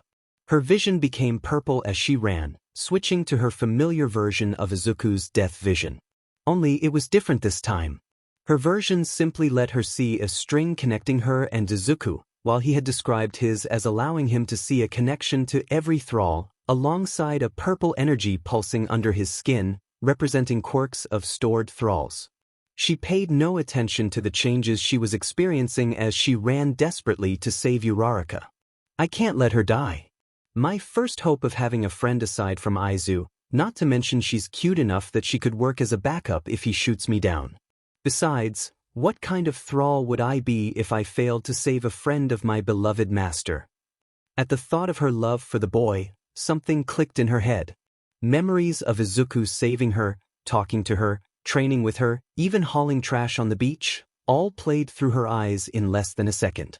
Her skin pulsed purple with overflowing energy as she reached Uraraka. I have to save her. I refuse. Her thoughts slipped into words. I refuse to let you die. The energy inside her coalesced in her arms as she reached her arms up and met the Titan's leg. Izuku shielded his eyes from the dust cloud kicked up as the metallic monster seemingly crushed the girls, before he heard a grunt of exertion. The voice was familiar, and he realized with shock that it was his own. Unblocking his eyes, he was shocked. Himiko stood there, half him and half her. Bits of her disguise were flaking away or sometimes even falling off in large clumps, especially on her arms. Her arms were holding up the zero-pointer's foot. After she let out a cry of pain, He snapped out of his shock and burst into action, standing beside her and activating Hall. He reached out and took half of the weight. Immediately, his arms were burning. This is the heaviest thing I've ever held, even with help. My arms feel like they're on fire. Blood dripped onto his face as his skin split. On 3. Izuku yelled. 1, 2. Izuku gritted his teeth. 3. Both of them pushed the last of their strength into their arms and sent the 0-pointer back. It wasn't enough to send it flying or anything, but it sent it off balance enough that it fell backwards and crushed the city behind it. Gotta save Uraraka. Can't stop. Yet. His eyes became blurry as he staggered, then collapsed. Why does everything hurt? Oh. He looked at his arms and saw a red bone peeking out of one of his arms. Unconsciousness took him. All Might arrived at the scene and scooped up all 3 injured teens, all having passed out for their own reasons. He immediately rushed them to Recovery Girl's infirmary before deflating and heading to a side office. I need to save some of my time limit to speak to young Himiko. After her display of suicidal selfless heroics, she's definitely a great choice as my successor. That's twice now that she's put her life on the line to save someone. She seems like such a kind and selfless girl. I'm sure she can become a hero that can surpass even me. The kind and selfless girl in question was currently lying in a hospital bed, lamenting her decisions. I should have just let her die. Izuku got hurt, I'm exhausted, it wasn't worth it. She would have made a great thrall too. A grin appeared on her face, and her hand would have snaked between her legs if she weren't sharing a room with 2 unconscious people and an elderly doctor. Besides, it would be really hot to serve Aizu together. Maybe I should find some hot villains for him to enslave, and make a harem of undead cuties for him. She had to suppress ahem at the thought before she sat up in her hospital bed. She was surprised to see that she was still dressed in her own clothes, unlike Izuku and Uraraka, who both seemed to be in hospital gowns. When he wakes up, lecture your master on being more careful. You get a pass as an immortal, much to my displeasure, but he isn't. She went to rebuke the woman in defense of her master, but she reluctantly agreed. I will. Abandoning all sense of shame, if she ever had any, she left her bed and joined Izuku in his. It was to this that Uraraka awoke, immediately becoming a blushing mess at the skinship between the two. What are you doing? Himiko blinked in confusion at her. Hugging Aizu? Uraraka almost fainted before she mustered enough courage to ignore that can of worms and continue. I wanted to thank you, both of you. If it weren't for you, especially, I don't think I would still be alive. I don't have much money, but if you want Himiko didn't let her finish. No. Now, it was Uraraka's turn to blink with wide eyes at the quick dismissal. Aizu and I both want to be heroes. We want to save people. We're not just in it for the money. Uraraka let out a small wince at that. We're in it to help, to make the world a better place. You don't need to pay us for doing what any hero should, and I'm positive Izuku will agree. As if summoned, he shot up from his position lying unconscious on his bed. This, either fortunately or unfortunately, depending on perspective, sent him straight into Himiko's modest chest. He almost jumped back immediately, stammering out an apology that he cut off midway as he noticed their doctor in the room. Oh my God, Recovery Girl. I knew UA employed you, but we never got injured enough to need to visit you. I was considering injuring myself on purpose so I could meet you, but this is even better. Before the elderly hero could even rebuke him on that, he pulled a notebook out of nowhere. Where did he even get that? He's in a hospital gown, he doesn't have pockets. Did he store it in his quirk? Is the notebook a thrall? She focused back on the boy as he continued speaking at a mile a minute. Could you sign my notebook, please? I already have a full entry on you. The overwhelmed elder did so, before effectively running away from the boy, citing a staff meeting just being called. I've been curious since the exam, but what exactly are both of your quirks? You both seem to display various abilities. The two looked at each other and had a silent conversation. Literally. Do you think we can trust her, Himi? Our classmates are going to have to find out. I'm not keen on it, but we can use this as a trial run? Besides, she seems nice. Himiko started them off. My quirk is called Transform. I can become a person for a short PRD, but I can't use their dash. She cut herself off as her eyes widened, putting together what happened at the exam. I couldn't use their quirks, but I think I had a quirk awakening as I saved you, and used Aizu's quirk. The brunette seemed shocked at that. Wait, so you risked your life when you didn't even know you could do that? That would have killed you. Himiko scratched at her hair sheepishly. Well, not quite. After all. She turned to Izuku, signaling that it was his turn. He took a deep breath to steady himself. My quirk is called Thread of Life, and it allows me to resurrect people. I shoot a string into corpses, and it brings them back as thralls, who are bound to me and can't disobey. I can also absorb thralls into myself and use their quirks, as long as they're not mutant quirks.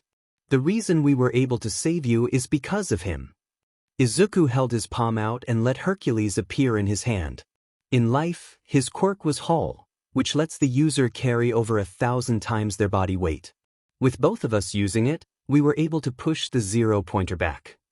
Uraraka stared at him with her jaw practically on the floor. Her eyes drifted to Himiko and gained a slight look of horror. Himiko answered the unasked question. Yes, I'm a thrall. Izuku is a good person though, so no need to feel bad for me.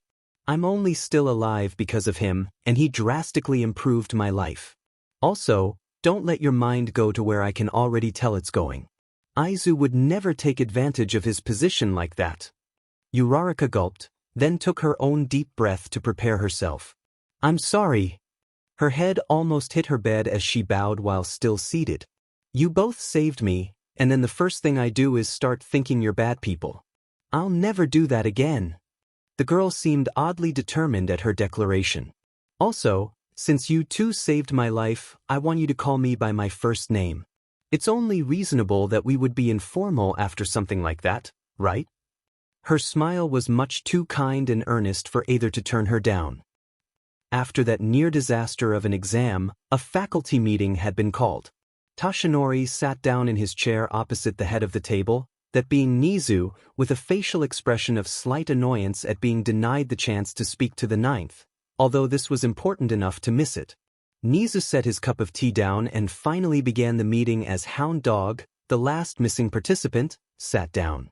Well, I'm aware a lot of you are annoyed and have questions, so I ask you to raise your hands and I will address them.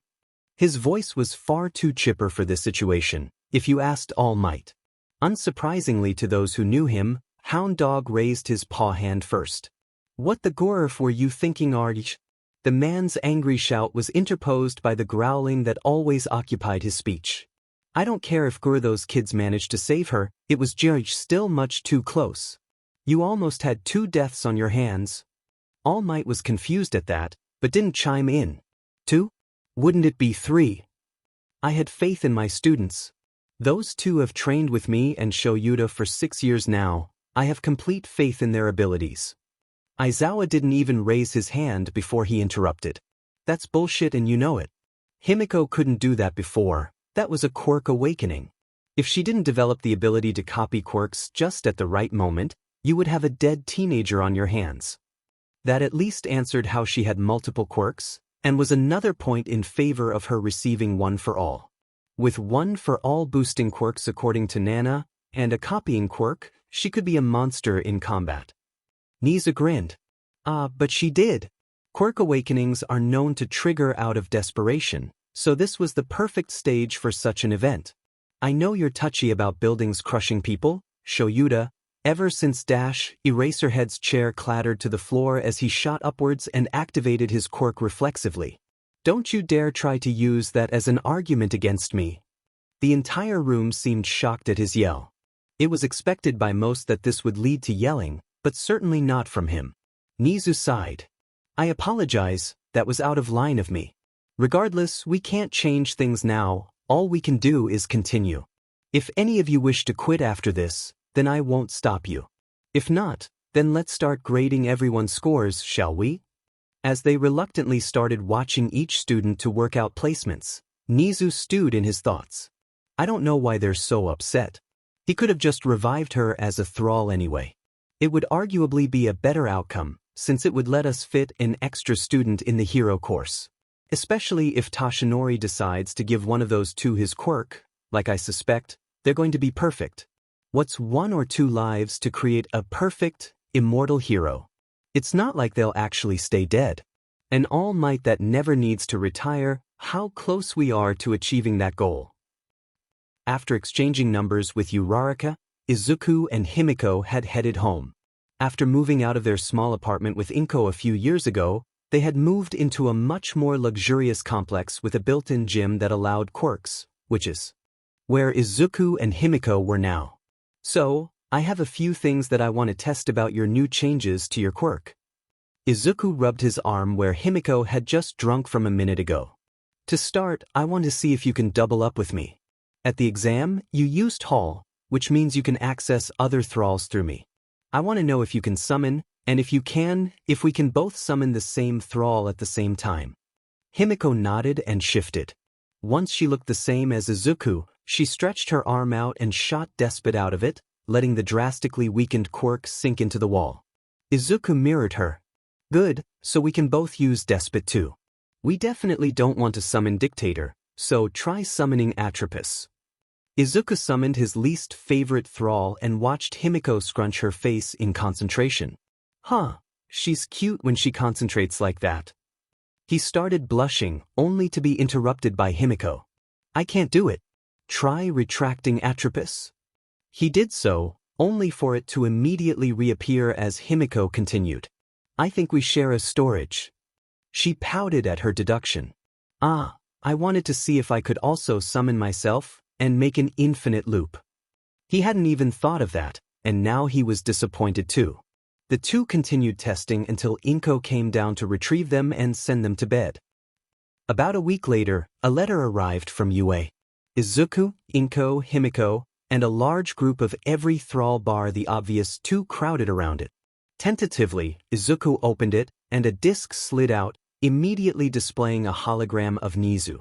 Hello, everyone. I suspect there are many watching, but I won't waste time greeting everyone individually lest this message double in length. To start, we have your scores on the written exam. Izuku, you scored an impressive 97%, the highest score of your entire grade. Congratulations. Himiko, you achieved a similarly impressive 93%, pretty good for not expecting to be doing an exam. Nizu grinned as Himiko looked startled at being caught. You two most likely care about the practical much more though. Himiko, you scored a total of 23 villain points, while Izuku scored a full 54 of those from Atropos, by the way. That would already put you in first, since your scores are added together, but there are also rescue points. Videos started to play of animals saving people from robots, Himiko pushing a student out of the way of a robot's attack, and lastly, both of them saving Uraraka from the zero-pointer. They could feel Inko's glare burning into their backs. For your heroic deeds, Himiko, you received 8 points, while Izuku, your thralls, earned lastly, you two saving Uraraka together earned you a whopping 60 points. This puts your score at a record-shattering 186 points. The rat's grin barely fit on his face. The move-in days for the dorms are in 4 days, so I recommend you two go shopping for everything you need before then. Now, I look forward to teaching you two at your hero academia. With only a few days remaining before they would be moving into the school dorms, they had a lot of prep to do. The first bit of this prep was a meeting with Nizu. The rat had called both Izuku and Himiko to his office one last time before school started. Welcome, Izuku, Himiko. Tea. The rat offered them 2 freshly poured cups, one slightly tinted red, which Himiko went straight for as a response. Izuku was slightly more dignified. Yes, please. Thank you. He took a sip and waited for his primary mentor to start. We have a few topics to discuss today. The first thing I want to discuss is your quirk. The way I see it, you can either go for quantity or quality. Izuku raised an eyebrow. What I mean is with their quirks. You could pick up a few thralls with strong quirks, and then focus your training on fighting both alongside them as well as using their quirks. This would allow you to train in precision, as well as train yourself to fight on the front lines.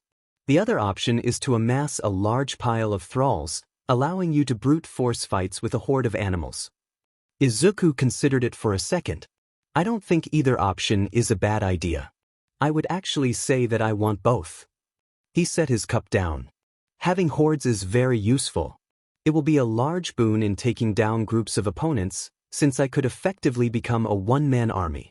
It would also be great for rescue since I could unleash tons of animals and even people to lift rubble and use their enhanced senses to find survivors.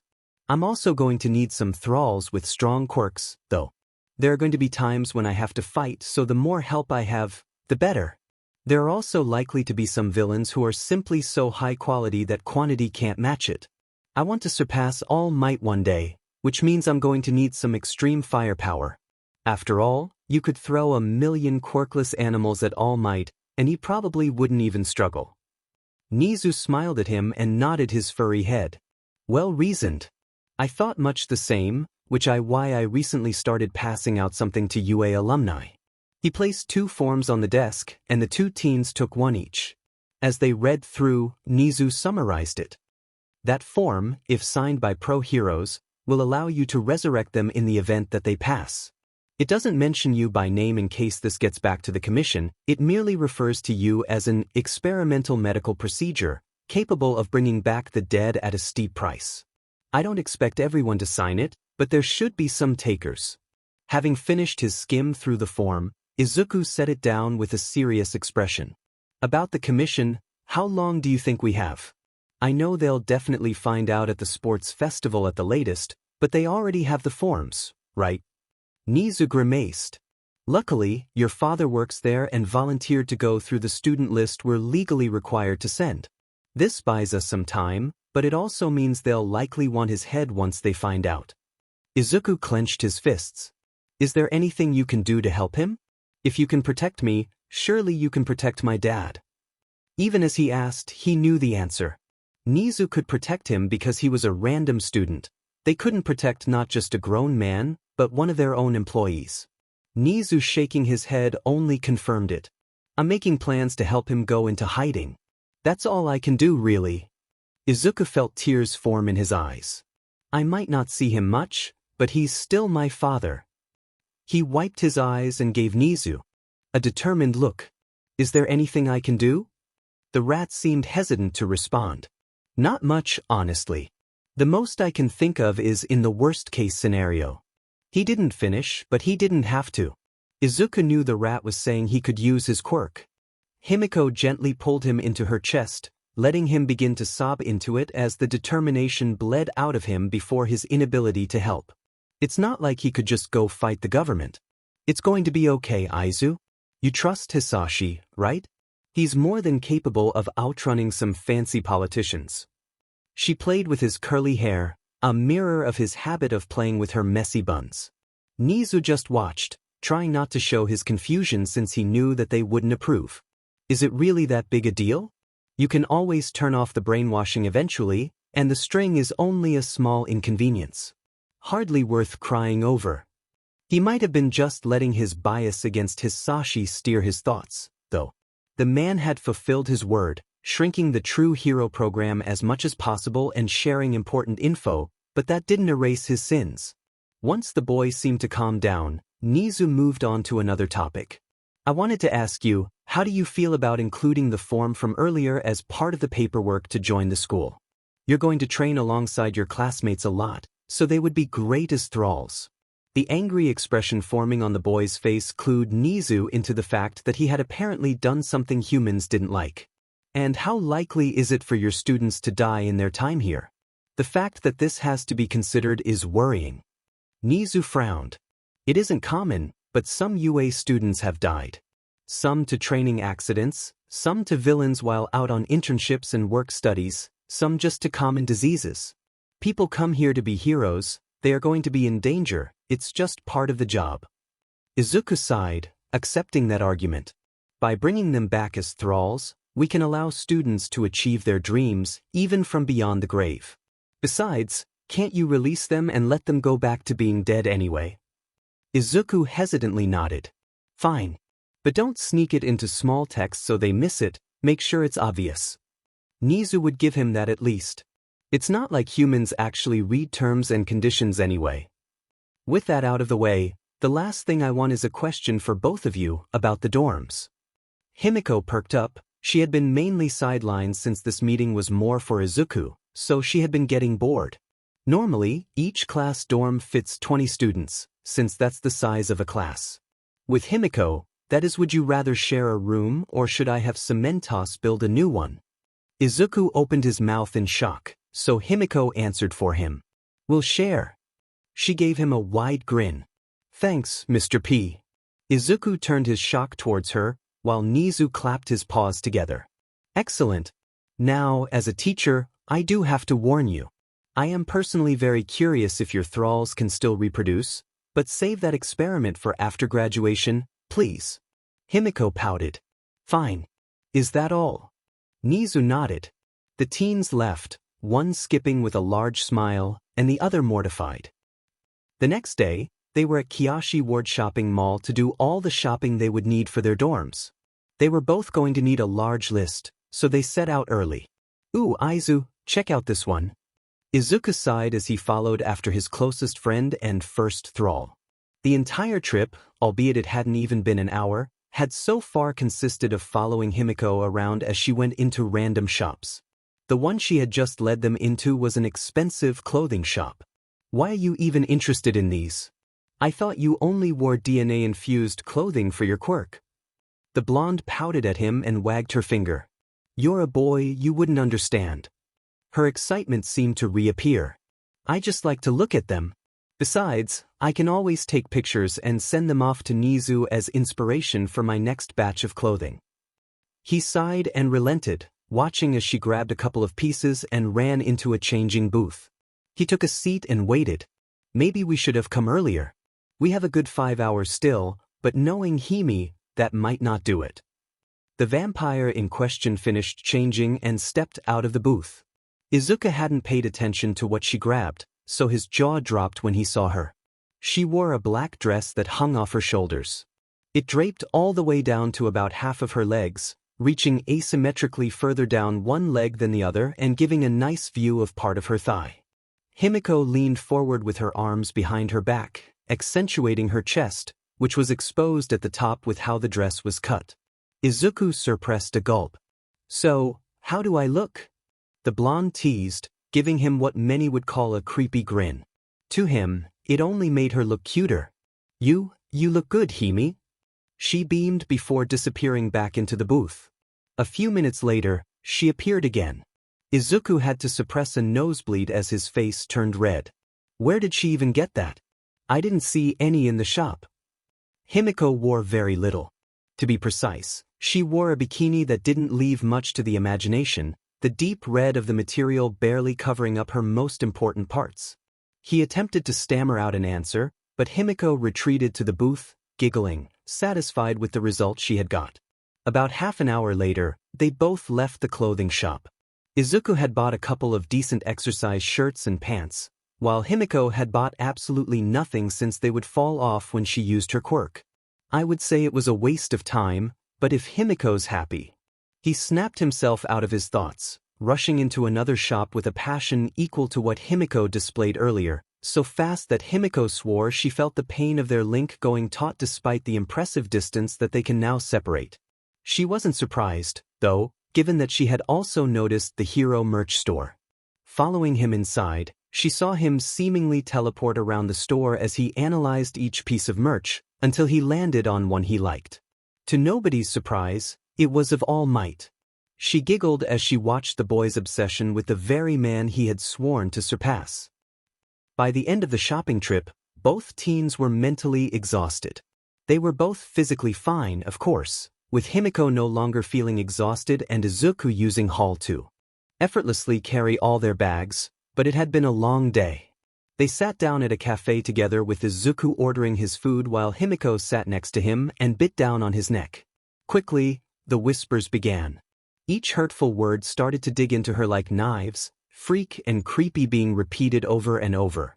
It's okay. They don't matter. Only Izuku matters, and he's right here. But what if he her self-doubt couldn't even begin before she felt his hands brush through her hair, unnodding and playing with it. As Izuku ate his dessert and sipped his tea, Himiko cuddled him, for comfort more than blood this time.